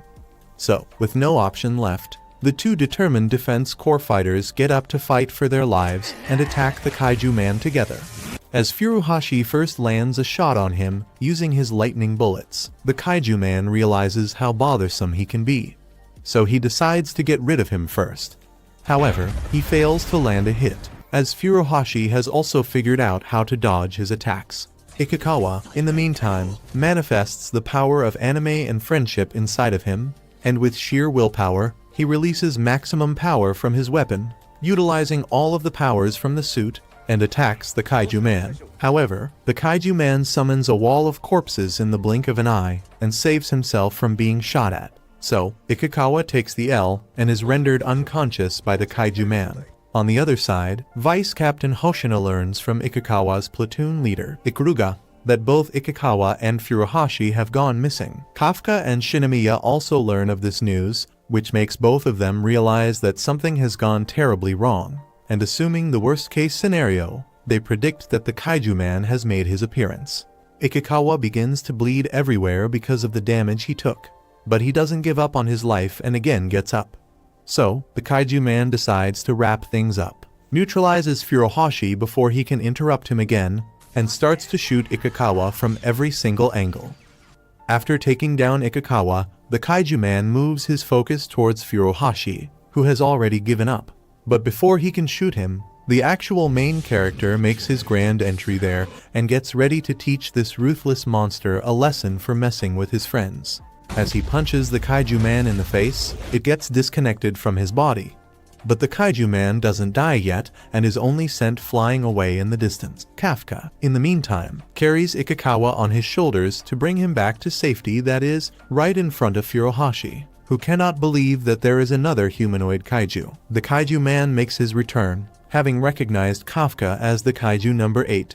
Kafka, who had thought that he had eliminated kaiju man with that one-punch man shot, puts Ikukawa down to get things over with first. He tells Ikukawa to hang on to his life a little longer, promising him that he will save him. He then comes towards the kaiju man, who doesn't understand why another kaiju humanoid like him is getting in his way when they are both of the same kind. The kaiju man realizes that Kafka is incredibly strong, so he decides to use his corpse for his experiments and lands an attack on him just by staring at him. Then he mutates his entire body to take the shape of a giant mushroom tree, revealing that when he fought Furuhashi and Ikikawa earlier, he wasn't taking them seriously at all and was just playing with them for fun's sake. Kafka becomes completely enraged and turns into pure Godzilla mode as he channels his inner destructive powers. His body starts to glow, which allows him to move at super speed and have incredible strength. With this status boost, he closes his distance with the Kaiju Man before he can even know it and lands a punch on him, before the Kaiju Man can create another shield, just like when he did when Ikikawa attacked him. Kafka breaks it and continues to fire rapid punches at him, forcing him to get pushed back. As the Kaiju Man realizes that he cannot survive against the Kaiju number 8, he decides to retreat. However, Kafka doesn't let him go that easily and continues to punch right into his core. He channels all of his strengths inside of his fists and finally unleashes the finishing blow, sending him miles away into the distance. The Kaiju Man notices that his core has been left completely exposed because of Kafka's attack, but he fails to move at all. Kafka gets close to him to finish him, but very conveniently, the Defense Corps officers show up right at that moment and point all of their guns at Kafka, not knowing that he is a human. The soldiers report to their superiors about the sighting of the humanoid kaiju, which brings up the question of whether Kafka will be able to escape from this situation. Meanwhile, Shinomiya, who has been dealing with the kaijus, reveals her earlier conversation with Kafka when he told her his intention to go look for Ikikawa and Furuhashi. Kafka was apparently able to sense the Kaiju Man since he was of the same type as him, and that is why he immediately took off without taking any precautions about the fact that he could be spotted by the Defense Corps officers. Back to the present, Shinomiya learns that a humanoid kaiju has been spotted, which makes her realize that it must be Kafka. So, she rushes to go there before the situation can escalate even more and the mistaken officers can hurt him. The Kaiju Man regenerates his body and escapes with Kafka being unable to move because of the Defense Corps officers pointing their guns at him. With the Kaiju Man gone, Kafka also makes his escape and runs to a narrow alley to safely transform back into his human form. But unbeknownst to him, Hoshina has chased him there, and he informs all of his comrades that he has located Kaiju number 8. Before Kafka can even explain the situation, Hoshina brings out his purple katana, and Swiftly begins to attack him with the pure intent to kill. Thanks for watching, guys. Make sure to give us a like and subscribe to our channel. And as always, stay safe and take care. Bye. Vice Captain Hoshina glows with a violet aura as he stares at Kaiju no. 8. Kafka also has his fists up, ready to fight. However, he knows that he cannot use his fists against the vice captain because Hoshina would be vaporized if Kafka tries to punch him. All of a sudden, a fountain of blood erupts from his chest. Kafka looks up and sees Hoshina high in the air. Kafka realizes that he won't be able to survive against the captain if he holds back his power. Hoshina lands and pushes himself off a nearby street pole, launching himself into Kafka. Kafka quickly jumps away, dodging the crater Hoshina created upon attacking. Hoshina launches himself again after the fleeing Kafka and starts attacking with his knives.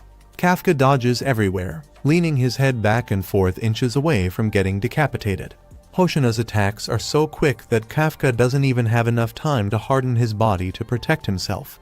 A few cuts and slashes get past Kafka's guard and wounds start appearing all over his body. Kafka realizes that although Hoshina may not be stronger than other humanoid kaiju, his overwhelming speed more than makes up for it.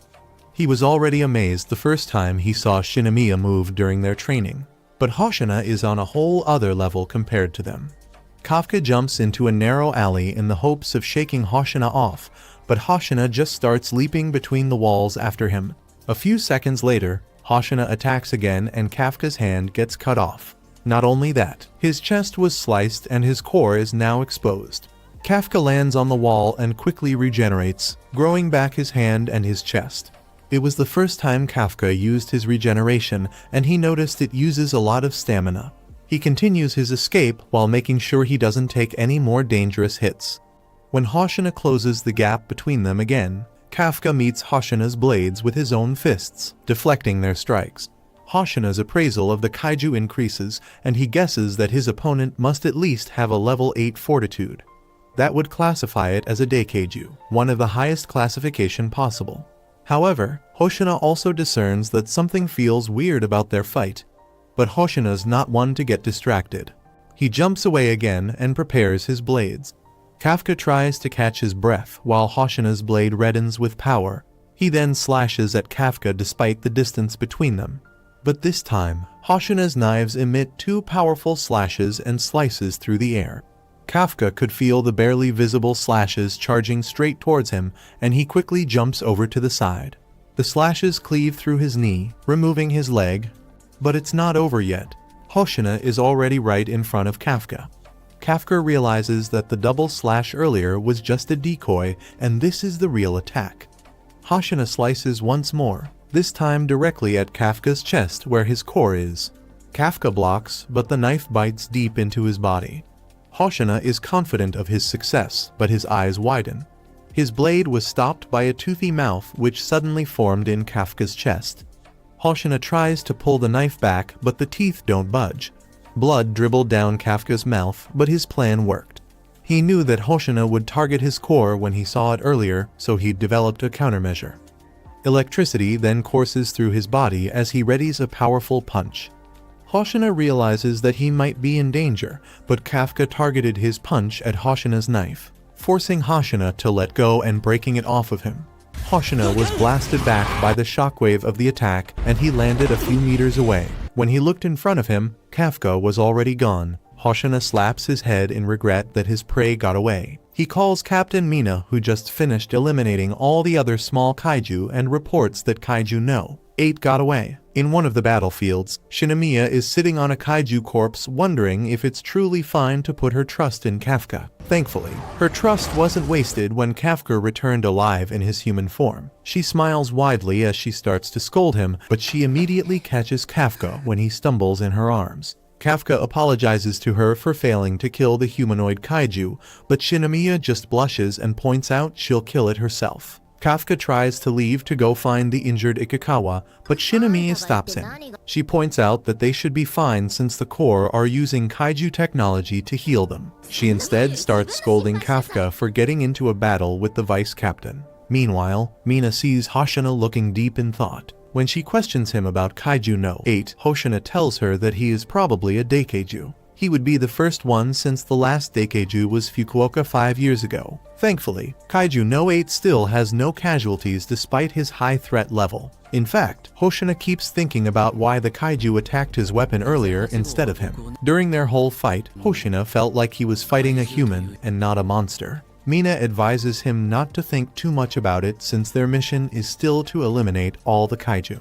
A message from Ikaruga then arrives telling the two leaders that they were able to identify the kaiju that attacked Ikikawa and Furuhashi. It was the same one that appeared at their exam site. He also relay how they found the kaiju looking like a human. In another part of the city, the humanoid kaiju is back in his human form and walking away from the battlefield. A car stops behind him, and the driver tells him to get out of the way. The human kaiju then eats him and assumes his identity, driving his car away from the scene. From the radio, the Defense Corps announces that the latest humanoid kaiju has been designated as Kaiju No. 9. Meanwhile, Kaiju No. 9 wonders how he should kill Kaiju No. 8. A few hours later, Ikikawa wakes up in the hospital. Shinomiya and Kafka were waiting beside him. Ikikawa thanks Kafka for saving them, but Kafka's eyes widen in response. It turns out that Aiharu was in the same room, and he asks Ikikawa why he's thanking Kafka when it was Kaiju No. 8 who saved them. Shinomiya quickly makes something up and tells him that they're thanking Kafka for finding out about the kaiju reproductive organs. Aiharu starts wondering aloud why Kaiju No. 8 saved them. He starts praising Kaiju No. 8's strength, which makes Kafka blush. Aiharu asks him why he's blushing, forcing Shinomiya to hit Kafka from behind to make him stop. After getting discharged from the hospital, a party is held to celebrate both Furuhashi and Ikikawa's recovery. All of the Defense Corps rookies congratulate both of them on leaving the hospital, which puts both of them at surprise as they didn't expect such special treatment from their cheapskate comrades. Kafka mentions that this celebration party is held not only to celebrate Furuhashi and Ikikawa's recovery, but also to celebrate their first win in their debut mission. These guys were apparently waiting patiently all this time for Furuhashi and Ikukawa to return so that they could celebrate together on this joyous occasion. Now that everyone is gathered, Kafka calls for their meal when a team of 9 members come out of the curtains, revealing that they have been waiting patiently to surprise the group. The cooking team serves Kafka, and the group has Japanese as 6 Wagyu beef, which I didn't even know existed. Kafka and the others are also terrified to learn that there exists such expensive meat. But according to my quick research on Wagyu meat, it unfortunately does not exist. Anyway, the party was apparently organized by Haruichi Izumo, one of the top rookies, and that is why this cooking team is giving it their all to impress and satisfy their master. Haruichi comes up front with a slight concern on his face, recalling that he ordered the cheapest course and explaining that his entire family tree doesn't have that much money to pay for a 6 Wagyu beef. But the chef tells him not to worry, as he promises to only charge the standard price for the meal. Jokes aside, according to Shinomiya, Haruichi is apparently the only heir to Izumo Technologies, a big tech company in Japan, and that is why he can afford to buy such luxurious delicacies. Kafka asks Shinomiya what this dude's company even does, and Shinomiya explains that Izumo Technologies are the largest anti-kaiju arms manufacturers in the country, meaning that they are the guys who make the Defense Force suits. Shinomiya also tells Kafka that Haruichi has way more cash than her family. Because she was aware of his wealth, she conspired to waste some of his money for their celebration and basically manipulated him into treating them here, which means that technically it was Shinomiya who had arranged this party. Anyway, Hoshina joins them and calls for a toast to appreciate all of their hard work on their debut mission, telling them to get wasted and have fun together this joyous night. Accordingly, Kafka immediately chugs down an entire glass of beer. The girls, on the other hand, begin their own mukbang session. While every subgroup is having their own conversation, Ikukawa, who has been seated beside Hoshina, comments that he has never seen everyone so happy, so he thanks Hoshina for allowing the recruits to have this party and enjoy it. However, Hoshina, for some reason, gives off an evil smirk and warns Ikukawa beforehand, telling him that the real show is soon about to start. Ikukawa asks Hoshina what he is trying to say all of a sudden, but before he can get a reply, Shinomiya interrupts them, getting into a fight with Furuhashi. She calls him selfish and a big show-off for always trying to look good without having any top skills and shouts at him, telling him that he shouldn't make everything so personal. Furuhashi becomes infuriated by her statement and calls her out for having double standards because she herself tends to take anything and everything quite personally. She also reminds her of the time when she almost sacrificed her own life for her family's pride. On the other hand, Kaguragi, the guy who doesn't get any screen time, gets into a fight with Izumo, which confuses Ikukawa as he doesn't understand why they are arguing over nothing. Kafka joins in being completely drunk and asks Izumo for advice, as he hasn't been able to release much power. He thinks that his suit is defective, but Kaguragi doesn't think that is the case and spits the hardest fact on him, telling him that it is his fault for being the weakest loser here. As almost everyone begins to argue with each other, Ikukawa wonders what in the world is going on when he finally realizes that all of the groups are actually talking about their first mission and criticizing each other for their mistakes, which is good because in this way they will all be able to figure out where they are lacking. Kafka picks up a fight with Kaguragi, showcasing both of their strengths in an arm wrestling match, but he loses almost instantly. Similarly, the others also get into a fight and begin to beat each other up. This chaotic situation just shows what Hoshina meant when he said that the real show is about to happen soon. Hoshina begins to laugh at them, revealing that every year, the rookies tend to fight each other at their celebration parties, which makes this a yearly tradition. Meanwhile, Haruichi meets with Chef Dojima, who thanks him for collaborating with them after such a long time. Dojima asks Haruichi how his father is doing, but he doesn't satisfy the old man with an answer as he hasn't talked to his father in a long time.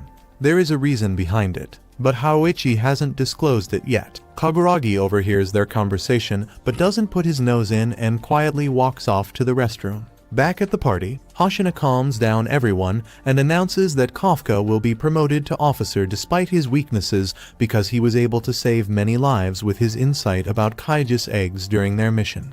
Kafka gets officially welcomed to the team and is cheered for still having what is needed in his old age. The next day after the party, Kafka gets his official officer suit from Captain Mina Ashiro, who doesn't wait a moment to discourage him, telling him that with his talentless body, he won't be able to fight by her side even if he tried for a lifetime. But Kafka doesn't take her words negatively and is glad that she at least remembers that he wants to fight beside her. So, he casually tells Mina to wait for him, which gets him punished by her for not addressing her with proper respect. Before taking off, Mina tells Kafka to not disappoint Hoshina, revealing that it was Hoshina who saw potential in him and was the only person who recommended him to be a full officer in the Defense Corps. So, Kafka begins to study hard and stays late at night in his studies when he notices that someone is in the training room. As his curious mind tells him to head inside, he finds Hoshina sparring alone, mimicking his earlier fight with Kaiju number 8. Hoshina stops upon seeing Kafka and explains that he is in the middle of devising a strategy to defeat Kaiju number 8, which terrifies Kafka as he doesn't want to be hurt anymore by this terrifying little man. Still, Kafka shows his respect to Hoshina and gives him a proper salute, as he knows that Hoshina is only training this late at night because he wants to protect the people of this country and his comrades from the unknown threats that are these new humanoid kaijus. Meanwhile, up in the sky, a mysterious crimson-colored kaiju is flying with his army of kaiju dragons, definitely on the way to bringing trouble for the Defense Corps. That's it for this video. Give us a like if you want the next part, and make sure to subscribe to our channel for more anime content. Thanks, bye! It is late at night at the Defense Forces base, but Vice Captain Hoshina is still awake in front of a laptop. He's intently studying everything they know about Kaiju no 8. From the reports of his first sightings to his observed behavior. He compares it to the battle he had with a kaiju, and he couldn't help but conclude that Kaiju no 8 feels strangely human. And then, there's a low Kaiju no 9 who could speak and disguise itself as a human. Is something strange happening to the kaijus? At the same time, Kafka is at their barracks rooftops drinking beer. He's also going over the conversation he had with Hoshina and how Hoshina now expects much of him. He slaps himself awake and promises to not let the others down. Kafka is about to go to sleep when he notices something in the horizon. A bunch of meteors are directly falling and heading straight for him. Kafka shields his face from the intense heat of the meteors as they come crashing down all around him. The meteors hit the buildings and the streets in huge explosions. It was so intense that the other Defense Force members quickly got awakened from the fiery blasts. The whole base also shakes and Hoshina immediately acts when he feels the building shaking. He calls their headquarters, who quickly reports to him that dozens of kaiju had entered the base. It looks like they are being invaded from the air. In addition, most of the attacking kaiju have a fortitude higher than 6. Meaning they are all huge and powerful Hanju class. One Hanju that fell on a building releases a powerful breath blast that carves a path through the base, and afterward, the Hanju flies again into the sky. Hoshina dons his combat suit and contacts the others. Since Captain Mina is away, he'll have to take charge. He orders everyone to lure as many kaiju as they can towards the training area. They have to make sure none can get off the base and endanger civilians. The other officers gear up and rush towards the exit, while Hoshina ponders their situation. They haven't heard any damage reports from outside, so it might be possible that the target of the kaijus is the base itself. On the rooftop, Kafka gazes around their base and sees the numerous flying kaijus. Below him, buildings are in ruin and the whole base seemed to be in flames. The kaijus above also look like wyvern types, which are especially dangerous. He was about to join the others when he remembered something important about wyvern-type kaijus, so he tried to contact the vice captain. Hoshina is instructing his officers in the field to assemble with rifles so they can shoot down the kaijus. They are moving to formation when Kafka's call arrives. Kafka explains to Hoshina that they only see about a dozen or so wyvern-type kaiju each year, but every time they appear, there's always something in common. Wyvern-type kaijus are always alone. However, the ones attacking them now are clearly in a group. Hoshina immediately understood what Kafka was hinting at. There must be something out there that's so powerful it made the other wyverns swallow their pride and follow it. Not only that, this leader is intelligent with a goal in mind. Just as Hoshina is speaking, kaijus slowly appear in front of him. It was a humanoid kaiju with 2 wyverns flanking it. This new humanoid kaiju looks like it was covered in blood-red armor from head to toe and has a tail behind him. The blood-red kaiju then walks up to them and asks Hoshina if he's the most powerful human in the base. Hoshina realizes that this new kaiju can also speak, and he replies yes since the captain isn't at the base. The kaiju accepts his answer and tells Hoshina he will be his prey. Meanwhile, back at headquarters, analysis of this new enemy had just finished. Its fortitude is level 8-3, placing it in the Daikeiju class like Kaiju no. 8 and 9. Hoshina contacts platoon leader Ikuruga and puts him in command of fighting the other kaijus. They have to keep them in the base while keeping them away from civilians and their headquarters. He was about to continue giving orders when the blood-red kaiju slowly raised his arms. Hoshina's eyes widen, and he quickly dodges moments before the kaiju's attack hits the building behind them and destroys it. The kaiju praises Hoshina for dodging, and it suddenly appears behind Hoshina ready to strike. The kaiju punches at Hoshina, sending a huge shockwave that throws debris all over and explodes all nearby windows. However, Hoshina managed to dodge the attack and even save his nearby officers. The kaiju smiles and opens his head, revealing a single eye. It then screams loudly in the air, causing all the other wyverns to respond with cries of their own. This makes Hoshina conclude that the base truly is the target. His eyes widen once more, and he dodges the kaiju's sudden punch inches away from his face. The punch was so powerful that the ground exploded. Hoshina knows that if he gets hit once, he's over. He pulls out his blades and prepares for combat. The blood-red kaiju charges again, and the two duke it out, dodging and striking. Hoshina quickly realizes that the kaiju's skin is even tougher than No. 8s. Meanwhile, in another part of the base, Ikuruga is leading the officers in exterminating the kaijus. They shoot their rifles at the wyverns, but they don't seem to have any effects. The wyverns just counterattack with their own fire breaths. Ikuruga suddenly receives a call from Kafka, advising him not to attack from the front. Instead, they should target the kaijus from the back. Ikikawa and the other officers are relieved to hear from Kafka, so Kafka explains that he was late because he was talking to the vice captain. Kafka runs toward the fight while trying to give the others info about the kaijus.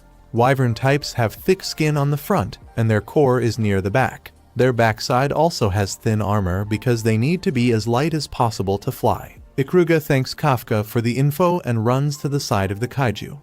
He instructs the others to split up, with some running in front as decoy while others hit the back. Haruichi and Kaguragi run toward one, with Kaguragi acting as decoy and Haruichi jumping from a pile of debris to get a clearer shot of its back. Haruichi was about to fire when another kaiju appeared and breathed fire on him. He dodges, but he also reports to the others that the kaijus seem to be working together. Everyone is thinking what they should do next when Shinomiya tells them that there might be another way. Shinomiya is running fast through the battlefield while the kaijus continue wreaking havoc in the area.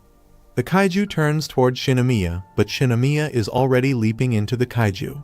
She swings her new weapon and breaks through the kaiju's armor, killing it in one hit. She lifts her new axe and tells the others that she just uses her unstoppable power to smash right through the front armor. A flashback shows how Shinomiya became so overpowered out of nowhere.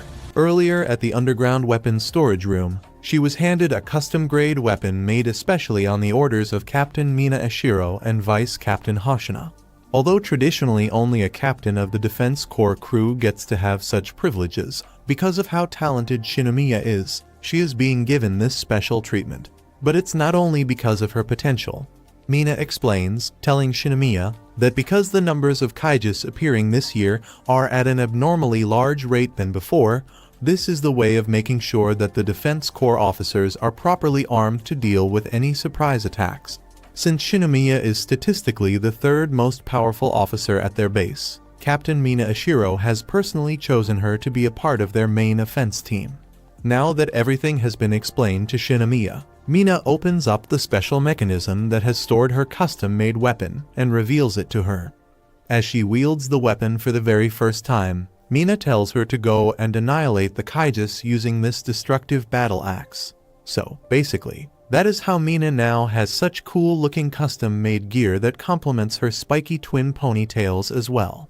Although the weapon is just a prototype, it still lives up to Shinomiya's expectations. as it is already overpowered as ever thanks to the power boost given by Shinomiya's suit.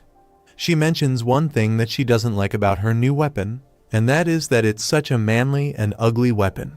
She thinks that only Vikings are suitable to use such an ugly weapon, not a princess like her. But I don't think this tomboy princess is any less than a reckless Viking. Anyway, Shinomiya focuses again on the Hanjus and leaps towards one to take it down. As she is in midair, she releases all of her suit power inside the battle axe and generates a powerful shock wave that allows her to pierce through Hanju's indestructible front armor. After taking down one of the wyverns with a single blow, she focuses on the next one to her right and slashes right through its thick scales like a piece of cake. Another wyvern targets her from above, but before it can reach her, Ikikawa comes in to her support and uses his signature ice bullets to freeze the wyvern mid-air. It doesn't stay down though, so Ikikawa attacks it once again and begins immobilizing it slowly, which impresses Shinomiya as she didn't think loser Kafka's loser buddy would be this strong. With Ikikawa's support, Shinomiya slays the third wyvern by decapitating it, and she thanks Ikikawa for helping her. Kaguragi and Haruichi, on the other side, learn the news that a one-woman army was able to take down 3 wyverns on her own, which makes them instantly realize that the person is none other than Shinomiya. This makes them envious of her, as they are failing to keep up with her strength. So, Haruichi and Kaguragi team up, wanting to get some kills for themselves to raise their reputation, and decide to hit the enemies from behind whenever Shinomiya isn't paying attention. Meanwhile, Hoshina is still battling against the Crimson Daikeiju leader, who keeps pushing him behind. Beaten by speed, Hoshina is forced to fall back and dodge, and isn't able to counter once at all. Hoshina is able to sense and see the glaring laugh of the Daikeiju, which makes him realize that the Daikeiju is actually enjoying their fight. As he continues to fall back, he asks Okanogi to open their base's gate 3, wanting to exit from there. He wonders why this kaiju is laughing since traditionally kaijus aren't supposed to have any sort of emotion in them. The Daikeiju takes a moment to speak with his first formidable opponent, commending him for being such a strong human, as there aren't many kaijus who are as strong as him. The Daikaiju also states that he is not only excited because he is enjoying their fight, but also because he wants to eat Hoshina, revealing that consuming a strong human will make him even stronger. In any case, the Daikeiju continues to play with his prey and dashes right in front of Hoshina, landing a straight punch at him. Hoshina doesn't dodge the attack like other times and uses this opportunity to cut the right arm of the Daikaiju. Having taken the hit head-on, Hoshina realizes that he cannot allow this fight to continue any longer. So, he decides to go all out, emanating a purple aura around his body, and attacks the Daikaiju after releasing 92% of the suit's power. Meanwhile, Kafka transforms a part of his legs to speed up his momentum and saves a fellow officer from being attacked by a wyvern. Seeing him unleash such a tremendous speed, Officer Minace assumes that Kafka has learned to utilize the power of his suit, but that is not the case. So, he tries to make an excuse for her and doesn't realize that the wyvern is still behind them and ready to launch a second attack. Fortunately for them, Shinomiya comes to their rescue and slays the wyvern with one slash with her battle axe. Ikikawa also comes there to assist Shinomiya and assigns Kafka and Minace the task of rescuing the other injured officers. Ikikawa also subtly tells Kafka to be careful and reminds him that he has strong fellow officers, so he doesn't need to use his secret powers. Kafka sees the entire team working together against the wyvern, and that amazes him. The veteran officers who were off duty also joined in to defend their base and began to push back the kaijus without needing to have their Captain Mina's support. This makes Kafka proud of all of his comrades, and he starts feeling grateful to have been chosen as a member of the 3rd Division of the Defense Corps. Hoshina declares bluntly that the humans will be winning this fight against the wyverns and, right after, starts attacking the Daikeiju. As he begins to slice him through everywhere and basically turns him into a cripple, the Daikeiju is forced to reveal his hidden abilities. He regenerates his entire body in a matter of seconds, which makes Hoshina realize that all of his efforts were in vain. Still, Hoshina doesn't give up and continues to turn the Daikaiju's limbs into sushi until he gets a glimpse of the Daikaiju's core. With the core exposed, Hoshina delivers his final move on the Daikeiju, targeting his core. But the Daikaiju doesn't die. Instead, it mutates into a titan-sized kaiju, revealing its true terrifying monstrous form. That's it for this video, guys. Make sure to give us a like if you want the next part, and smash that subscribe button for more anime content. Thanks for watching, stay safe, and take care. Bye bye. The newly evolved blood-red kaiju stands imposingly at the training grounds. Even the officers in the headquarters are shocked at the sight of the massive kaiju. They know that their vice captain, who specializes in fighting humanoid-sized kaiju, would not be able to handle the enemy's new form. Back in the field, Hoshina worriedly looks up at the kaiju towering over him. Meanwhile, Kafka clutches his head in pain since he can sense with his kaiju powers that Hoshina might be in trouble with this new enemy. The other officers look worriedly at him, but Kafka just starts running straight towards their vice captain's location. In the training grounds, the blood-red kaiju punches at Hoshina. Its fists are now so huge that it demolishes the ground Hoshina was standing on. Hoshina dodges and jumps into the kaiju's arm. He starts running up its arms and slashes at the kaiju's neck. Blood spurts violently from the wound, but Hoshina isn't done yet. He jumps once more, this time carving through the kaiju's biceps and across its chest. The kaiju groans in pain, but it just pulls its fist back from the ground and swipes at Hoshina. When Hoshina tries to target the kaiju's eyes, its head closes up, catching Hoshina's blade and tossing him away into a building. Hoshina jumps down from the building and charges once more, this time slashing and slicing at the kaiju's feet. The officers at the headquarters are awestruck at how their vice captain is still fighting the kaiju even after it transformed. But they all know it's for naught. Hoshina also knows he's fighting a losing battle because his blades cannot cut deep enough at the kaiju's flesh. The kaiju adjusts its posture and Hoshina jumps away. He knows that his only way of winning is to use his speed to get to the core at the kaiju's back. Unfortunately, Hoshina stumbles and blood drips from his mouth. His suit warns him that he's exceeding his operational limits, and he's starting to overheat. Headquarters informed Hoshina that it's already been 10 minutes since Hoshina started his suit's maximum release, and he has to lower it now. Hoshina dodges the kaiju's attack while he tries to think of a new plan. Winged kaiju also starts diving into his location and self-destructing the moment they hit the ground. Hoshina used this opportunity to run away from the massive kaiju. He was able to use the explosions as a smokescreen. He then rapidly climbs the stairwell of a nearby building behind the blood-red kaiju. From a high floor, he jumps at the kaiju, determined to cut up the core at its back. However, eyes suddenly appear on the kaiju's back, and the kaiju swats Hoshina into multiple buildings.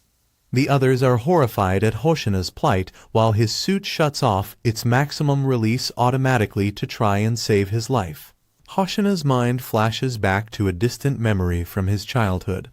It was a conversation with his father, where his father tells him that if Hoshina lived 200 years ago, he would have been considered a genius. However, the era of blades has passed, so Hoshina is just now a normal boy. His father then advises him to give up on joining the defense force. Back in the present, Hoshina wakes up and assures their headquarters that he's still alive. Thankfully, he managed to set his shields up to max before the kaiju hit him, but it still felt like being struck by a truck. Hoshina pushes himself up into his feet and ponders what to do next. He had already lost his suit's maximum release. Headquarters informs him that the civilians are almost fully evacuated, and they are turning the tide against the other kaijus. Hoshina was glad to hear this, so all he has to do is to keep fighting till the end too. He disregards the others' warnings and faces off with the giant blood-red kaiju once more. He manages to slice the kaiju's face, but the wounds just sizzle and heal just as quick as he made them. Hoshina tries to run away and avoid the kaiju's attack. Unfortunately, one winged kaiju manages to get close to Hoshina and explode in a violent fashion, flinging Hoshina into the air. Hoshina's mind once again remembers how his father urges him to give up on the defense force. His unleashed combat power with guns is low, so even when he managed to get into the defense force, his commander urged him to give up. This had been what he's heard his whole life. But everything changed when she became his commanding officer. Hoshina was prepared to be dismissed when Captain Mina learned of his specialization with blades, but Mina instead asked for his help in fighting the kaiju. She admitted that she can't use blades herself, so she asks him to clear a path for her while she shoots down their foes. Mina had left him in charge of their base. That is why Hoshina will protect everyone even if it kills him. He charges up the kaiju's arm again and cuts its chest. He jumps and slits its neck. Over and over, he cuts up the kaiju. But in one of his jumps, the kaiju's hand catches him and starts to squeeze. In the distance, Kafka sees his vice captain's situation and makes up his mind.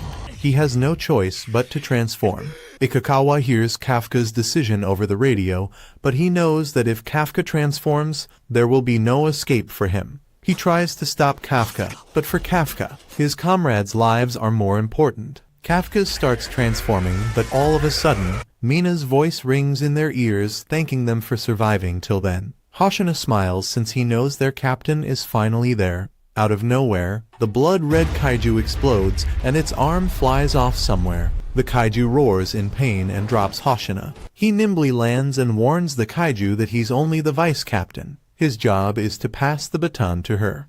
Mina stands on top of a building with her tiger and holding the smoking gun she just fired on the kaiju. She lifts the gun and prepares to shoot it again. It was time to blow the enemies up. The Hanju turns around to see who interrupted its battle with Hoshina, and it violently roars towards the direction of Captain Mina Ashiro, making it clear that she shouldn't disrespect them like that. But Mina doesn't care, and she launches her hand cannon again at the Hanju, ripping off its right arm completely. The Hanju regenerates in a matter of seconds, though, and decides to pursue Mina instead, as it has now been concluded that she is the biggest threat here. Meanwhile, the analysis team led by Okanogi figures out that the core of the Hanju is at the top of his back, and so she gives the report to Captain Mina, who starts targeting the Hanju's back from now on. Hoshina doesn't give up, even though he is badly injured, and decides to attack the Yaju once more to buy Mina enough time to attack its core. He barely unleashes 63% of his suit's combat power and begins rushing towards the Hanju. Using his fourth swordsmanship technique, the Wild Slasher, he cuts down the right ankle of the Hanju. He then continues to target the Hanju's leg to make it lose its composure. But it doesn't help at all as the Hanju simply regenerates its wounds in no time. Hoshina wonders what he should do as he cannot move any longer, and his suit has crossed its limit as well. At that moment, Shinomiya jumps into the scene out of nowhere with her battle axe and attacks Hanju with all of her strength. However, even with her full strength, she barely scratches the Hanju, which shows the strength difference between her and Hoshina. She herself realizes that she is not strong enough to be standing here. But she keeps going on the command of Hoshina, and as he breaks the outer shell of the Hanju for her, she then lands a hit and makes it fall on its knees. With this one hit, her suit reaches the limit as well. But her efforts are enough as now Mina takes the lead and launches her cannon at the back of the Hanju, exposing its kaiju core. With one bullet remaining, she again points her weapon at Hanju to finish the job. But Wyvern stands in her way and attacks her from the sides. So, the other Defense Corps officers come to her support and take down the Wyverns so that she can attack Hanju without any interruptions. Hoshina still keeps the fight going and turns himself into Prime Levy by continuing to slash around it with all he has. Mina, who has been watching Hoshina's fight from the sidelines, thanks him for putting in his best efforts and becomes glad that she chose him as her vice captain. She unleashes 96% of her combat power into her cannon and fires the final blow at the Hanju, ripping all of its limbs into pieces. Akanogi declares that the Hanju is finally defeated, and so everyone celebrates their outstanding victory against such a formidable opponent. Kafka yet again admires Mina because of how dependable she is and desperately wishes to be by her side one day in the future. While he is having his emotional moment, Hoshina and Shinomiya salute their captain to show her their respect, when suddenly Mina's tiger senses a bad energy coming from the distance. As the tiger points towards the sky, it is revealed that the hundreds of wyverns have combined into a massive bomb that is about to explode. If this bomb explodes, the entire city will be reduced to nothing. Some of the officers try to attack the bomb, but Hoshina prevents them from doing so, as that will just trigger the explosion even faster. Hoshina fails to come up with a solution and wonders what he will do now to save the city. At that moment, the Hanju, who is barely holding on to its life, calls out to Hoshina and tells him that their battle ended in a draw because they will now lose their lives. Kafka steps in at this crucial moment, knowing that if he doesn't do anything, everyone he cares for will be wiped out. Hoshina doesn't understand why this loser is trying to take the spotlight and begins pursuing him to stop him from doing anything reckless. Kafka doesn't wait for any big reveal moments and casually turns into his kaiju number 8 form in front of everyone. Hoshina's mouth is left wide open, as he has never expected that this Burger King uncle would turn out to be one of humanity's greatest enemies. He feels betrayed by Kafka, recalling how suspicious got when Kafka wasn't able to unleash his suit's power at all. But he never expected him to be a despicable kaiju, and regrets ever putting his trust into him and liking him. Kafka knows that every one of his comrades will feel betrayed upon knowing that he is a kaiju, but this is what he must do to save everyone from dying. Although Ikikawa and Shinomiya have always told him not to take risks, he does so and unleashes all of his powers, disregarding his own safety. He literally launches himself at the kaiju bomb using his own custom jetpack, announcing himself as an officer of the 3rd Division of the Defense Force, declaring that it is his turn to contribute. He punches the bomb with all he has and makes it launch away into space. The scene must be reminiscent of the scene where Iron Man drove the nuke away to outer space. Kafka does it too and falls from the sky. But unfortunately for him, no Hulk is there to save him. Anyway, the kaiju bomb explodes, destroying only the top layer of the city. The officers remain safe because they are on the ground, and Kafka himself stands before his fellow officers to shield them from the shockwaves. Mina Ashiro rushes towards Kafka with her team, pointing their weapons at him. After he literally saved the entire city, she dares to refer to him as Kaiju number 8, telling him that she will have to arrest him for being overpowered. That's it for this video. Guys, make sure to give us a like if you want the next part, and smash that subscribe button for more anime content. Thanks for watching. Stay safe and take care. Bye. The Defense Forces leadership watches the footage of last night's attack. They couldn't believe that a kaiju was actually hiding as one of their officers. The deputy director, Keiji Itami, decides that they have to resolve this issue immediately.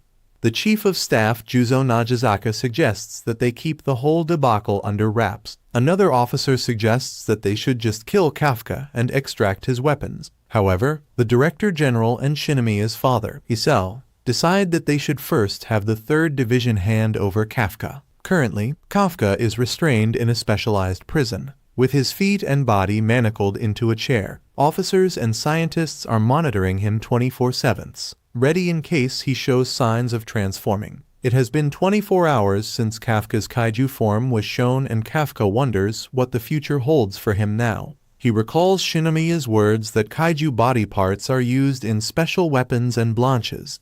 He laments that this is happening right when he's finally fighting with Mina. At that moment, Mina enters surrounded by Hoshina and other officers. She announces that Kafka will now be transported into the Defense Forces main HQ. Kafka tries to apologize to Hoshina for lying to him, but Hoshina turns his back on him and warns him not to say a word. The clams holding Kafka releases, and he is led through the corridors with the officers' guns trained on him at all times. Kafka acknowledges that he probably deserved this since he was keeping a pretty large secret from them all. When they reach the outside, more officers flank their path. These officers include Kafka's former comrades and friends like Ikikawa and Shinomiya. They all look downcast as Kafka passes by them. Kafka couldn't even look Ikikawa in the eye since he knows how much Ikikawa looked out for him and helped him hide his secret. He quietly enters the waiting truck, but Ikikawa abruptly breaks formation and calls out after him. Ikikawa then tells him that he's faithful that Kafka will return, surprising Kafka. When the truck doors closed, Mina tells Kafka that Ikikawa would have to do push-ups for speaking out of turn. She then informs Kafka that there's no cameras on the truck, so they can speak freely.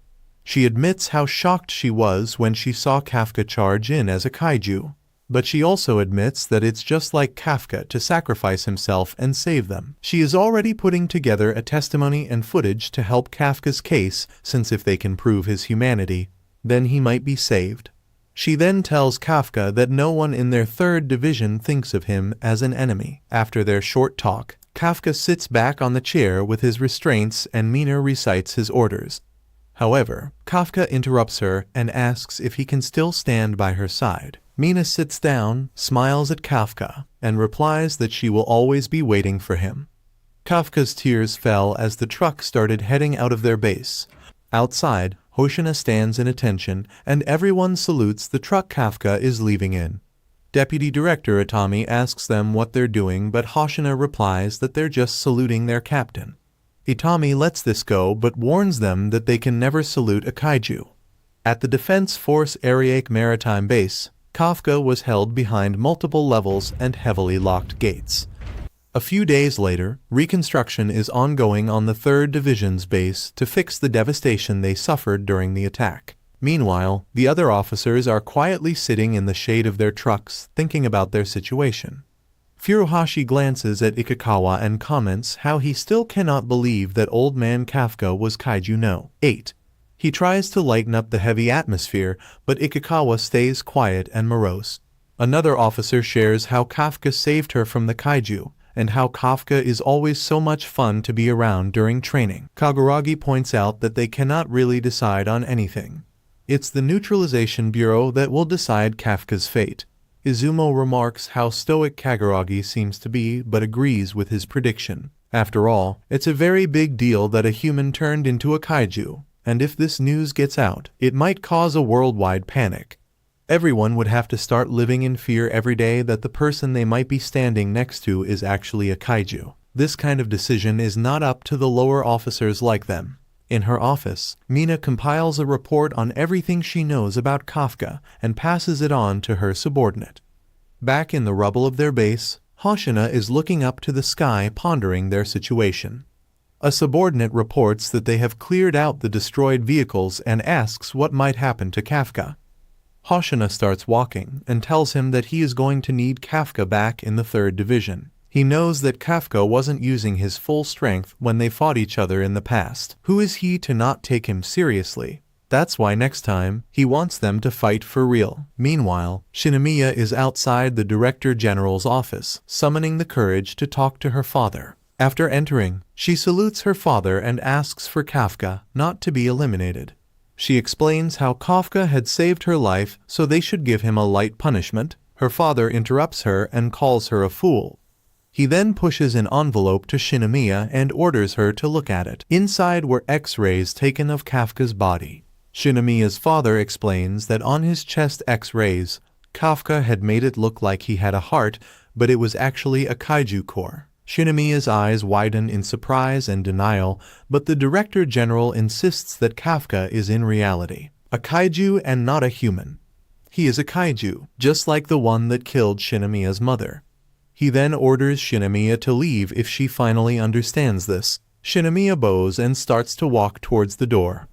However, she stops and then tells her father that despite all of this, she still wants to believe in Kafka. Meanwhile, Kafka is sealed in an underground research facility, where many doctors and scientists are conducting physical tests on him to confirm whether he is a human or a kaiju. Kafka is already sick of dozens of these tests and jokingly tells one of the doctors to free him. He states that he is feeling sleepy, but the doctors have not even satisfied him with a reply. So, after the clown act, Kafka becomes upset once again. He remembers what Ikikawa told him right before he was taken away, and he knows that every single one of his fellow officers in the 3rd Division is waiting for his return. So, he hopes that he will share all of his secrets with everyone, if luck comes to his favor and he gets to be free again. At Captain Mina Ishiro's office, Mina summons Ikikawa, Furuhashi, Kaguragi, and Haruichi, informing them that they will be transferred to other divisions. She promises that this is a temporary decision and is only being done because their division's base has almost lost all of its functionality.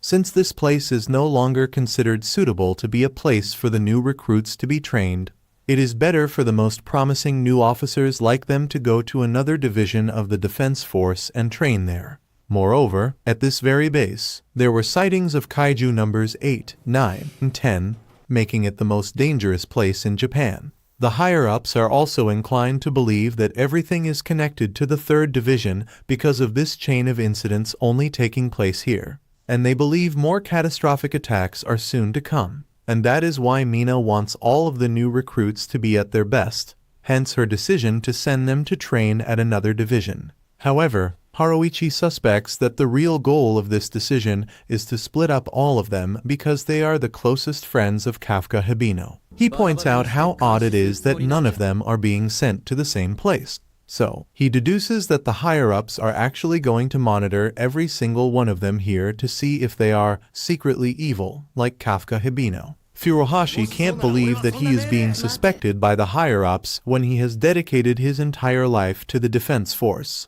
So he refuses to go. Mina claims that it's nothing like that, and the plan of splitting them up was taken into consideration way before Kafka revealed himself to be the kaiju number 8. Believing in her words, Ikakawa decides to go with her decision regardless of his 3 teammates' opinions. Some time later, Haruichi goes to the roof of the building alone and hides in the corner. There, he searches through his contact list to find his father's name. He considers whether he should take his father's help since he is a prominent and influential personality in this country. But before he can come up with a decision, Kaguragi comes up to the roof as well, talking with someone over the phone, and asks for their help, telling them that he wishes to save Kafka's life. Upon seeing Haruichi there, Kaguragi reveals to him that he was speaking with his ex-commander from Japan's top military force, where he worked before coming here. Haruichi had no idea that Kaguragi is the type of guy who will go ask for personal favors, and that makes him respect him. They both express how precious a friend Kafka is to them, and that is why both of them want to lose him. Kafka is still locked inside the research facility, and he wonders how he is going to prove that he is a human, as that is the only way to be freed. At that moment, Shinomiya's father, who is the director of the defense force, comes there along with many armed defense force officers. A few other higher-ups who have been watching from the distance with Shinomiya reveal that Shinomiya's dad, the director, always tends to settle important matters personally. Kafka recognizes the director and immediately pleads his innocence, claiming that he is a human. The director surprisingly releases Kafka of his restraints, shocking every single person there. He explains his reasoning, saying that if Kafka were actually dangerous, he would have already broken these shackles, as he is one of the strongest, if not the strongest, kaiju out there.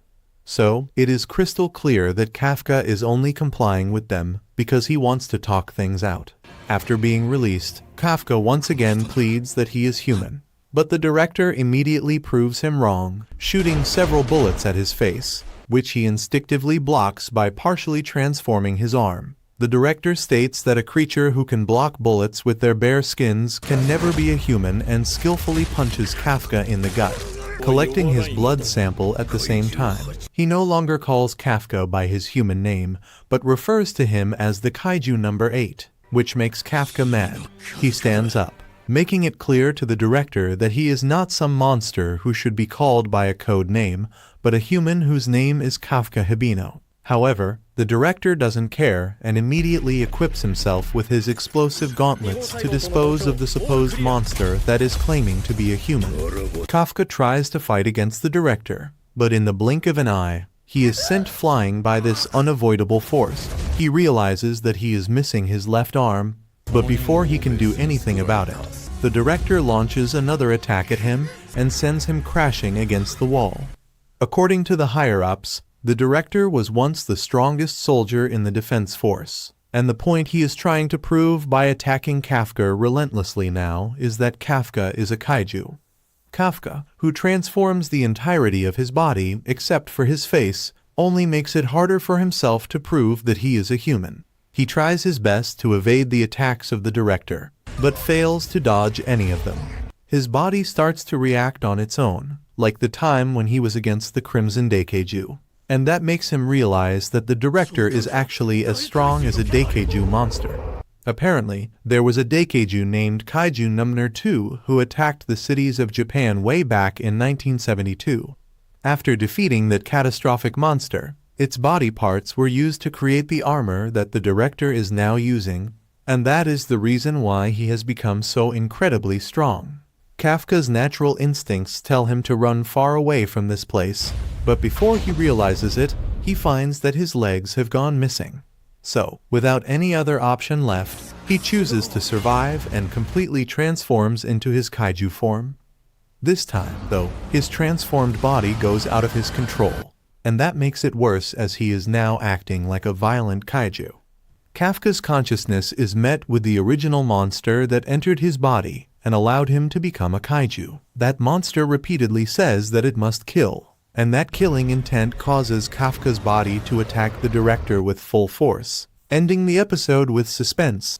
That's it for this video. Guys, make sure to give us a like if you want the final part of this series, and smash that subscribe button for more anime content. Thanks for watching, stay safe, and take care. Bye. This time, though, his transformed body goes out of his control, and that makes it worse as he is now acting like a violent kaiju. Kafka's consciousness is met with the original monster that entered his body and allowed him to become a kaiju. That monster repeatedly says that it must kill, and that killing intent causes Kafka's body to attack the director with full force. At the Defense Force 3rd Division's headquarters, Ikukawa is hard at work pumping iron and getting swole. Beside him, Aiharu comments that he's exercising too much and inquires what he's thinking about. After all, he just agreed to be transferred to another unit. Ikukawa replies that he just wants to get stronger, but Aiharu argues that they can just get stronger at their current place. However, Ikukawa explains that he just wants to get strong as quickly as possible so next time, he can protect Kafka instead of Kafka always protecting him. Aiharu still doubts that Kafka will ever return, but Ikukawa insists that he believes he does, and when Kafka does return, he doesn't want to be weak anymore. Ikukawa's speech inspires Aiharu, who starts pedaling away on the stationary bike. Their platoon leaders then arrive at the gym and inform them that it's actually the day that the brass will decide on what to do with Kafka. They all wrote the letter asking the brass for mercy on Kafka, so they are sure that it will be fine. Moreover, Mina was also summoned to HQ. That can only mean good news. At the HQ, Mina is ordered to wait while the Director General finishes examining Kaiju No. 8. She was about to sit on one of the chairs, but the voice then warns her not to sit since she's only an observer, not a participant to the discussion. Meanwhile, Kafka's kaiju form is still rampaging. General Isao flips away from Kafka, while Kafka pursues him. Up on the viewing deck, Shinomiya tries to shout to Kafka that he's still human, but Kafka's kaiju form just launches a powerful punch at the general. The general dodges easily, remarking how Kafka is now fighting like an animal. The general readies himself, but Kafka doesn't stop his punch's momentum, but instead fully rotates his body 360 degrees. Destroying his torso but allowing himself to launch another strike. The general was shocked, but he managed to block the punch. He's amazed at the tactic of destroying one's own body because the kaiju knows it can just regenerate it. He cannot use human common sense while fighting Kafka or else he's going to die. Inside his body, Kafka's consciousness tries to stop himself, but Kafka's kaiju form launches a barrage of attacks at the general. Isao only managed to survive and roll away thanks to his gauntlet's shield. This time, the general launches a punch of his own, blowing Kafka away into the wall in an explosion of debris. But when the dust settles, Isao notices that Kafka's core is missing from his body. The core was instead left behind at Isao's blind spot, where Kafka is quickly regenerating his own body. He had used his old body as a bait, allowing him to get into position to attack again. Kafka and the general's fists meet each other, creating a huge shockwave that shakes the whole shelter. In fact, their second wall had already been destroyed. That wall should have been able to survive a Fortitude 10 attack. However, the other generals already expected their base to be damaged. After all, they have two numbered kaiju, No. 2 and No. 8, fighting each other. Shinomiya is amazed that both combatants can fight a numbered kaiju on their own. But Director Itami thought that something was strange. If Isao wanted to kill Kafka, he could have killed him from the first hit, when Kafka was still in his human form. This must mean that Isao is just testing Kafka. His comment makes Shinomiya remember her conversation with her father. She wonders if the general is giving Kafka a chance to survive. Back in the 3rd Division, Izumo and Kaguragi are on the rooftop looking over their destroyed base. Kaguragi confesses that he became a defense force officer because he wanted to save lives. But instead, Kafka saved him. Izumo tries to argue, but Kaguragi reveals that he only judges people based on their actions, not whether they are human or not. Izumo agrees with him and wonders what he should do. He picks up his phone and stares at his dad's phone number. Back at HQ, Kafka and the general's duel is still ongoing. Isao uses a barrage of long-range energy punches to pummel Kafka to the wall. But Kafka easily recovers and catches Isao off guard, taking a chunk off his side with another attack. The other generals start to worry as Kafka's kaiju form evolves, now with glowing red energy coursing through its body and towering over the wounded Isao. Inside Kaiju No. 8, Kafka tries in vain to stop his body from continuing the battle. But his efforts are for naught as the general tries vainly to fight back and win. He dodges Kaiju No. 8's attack, but his own attacks have no effect on No. He tries to use his gauntlet's shields to withstand No. 8's punches, but he just gets pushed and thrown back. General Isao puts his fists together and prepares another attack. This time, he summons the Kaiju No. 2's breath attack and directs it at Kafka. Kafka gets toasted under the barrage of lightning, but he answers back with an energy breath of his own, blasting Isao back. Kaiju No. 8 then catches Isao and slams him into the wall. Isao coughs up blood while Kafka struggles inside his own body. He realizes that if this doesn't stop, he might end up killing the general. He doesn't want to kill Shinomiya's dad right in front of her, but no. 8 just continues slamming Isao to the ground. Shinomiya herself is watching the duel with tears in her eyes. She remembers her previous conversation with Kafka, and she's realizing that she might really need to kill Kafka. However, all their memories together still want to make her believe in him, and she shouts at him again not to give up. Kafka's consciousness finally manages to break free from the wall of flesh holding him back, but the kaiju who entered his body was waiting and chomps down on him. Back in the real world, Isao loses hope as Kaiju No. 8 prepares to kill him. After getting bitten, Kafka found himself sinking in water. He had lost hope in himself. However, someone suddenly grabs his hand. It was Mina, telling him that she's still waiting for him. Kafka awakens just as No. 8 launches his last attack, but to the surprise of everyone, No. 8 had punched himself right through the chest. His kaiju form then slowly disintegrates as Kafka tries to tell the general that he's not Kaiju No. 8. He is Kafka Hibino. Kafka then faints to the ground, and a few seconds later, a sword is held against his neck. However, General Isao tells Narumi, the sword-wielding captain of the 1st Division, to stand down. Narumi removes his mask and asks if Isao was trying to kill himself by not asking for backup. Narumi then approaches the general and asks what his decision is regarding Kafka. After coming to a conclusion with Kafka's test, Director Shinomiya holds a meeting with the other higher-ups of Japan's defense force. Before hearing his decision, though, one of the leaders asks for Captain Mina Ishiro's opinion and testimony since she was the captain of Kaiju No. 8. The leaders know that since the day Kafka joined the defense force, Mina has had her eyes on him and has seen what type of person he is. They have also received reports that claim that Mina had connections with Kafka even before he joined the defense force. Mina admits that she was acquainted with Kafka before, but she promises that she has never given him any unfair special treatment. However, the leaders do not accept that answer, as they know that Kafka Hibino was chosen to be an officer even though he had failed the entrance exam. Although reports say that it was the vice captain's decision that allowed Kafka to join the defense force, they still suspect that Mina had her hands in it as well. The eye-patched leader tells Mina not to hesitate in giving her testimony, as they have already unanimously agreed to a decision.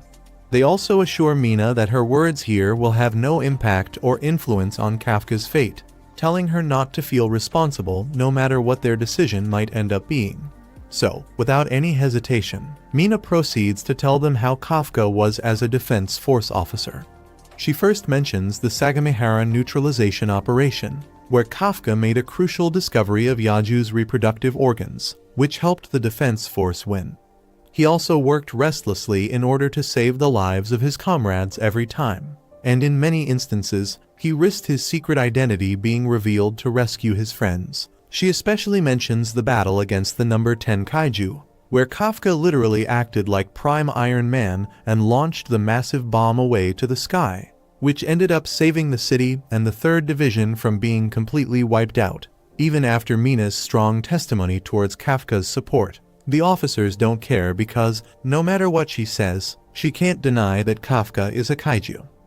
Mina also agrees with them, but she reminds them of the fact that Kafka had tried to join the defense force but had failed 12 times in the entrance exams because of how weak and untalented he was as a human.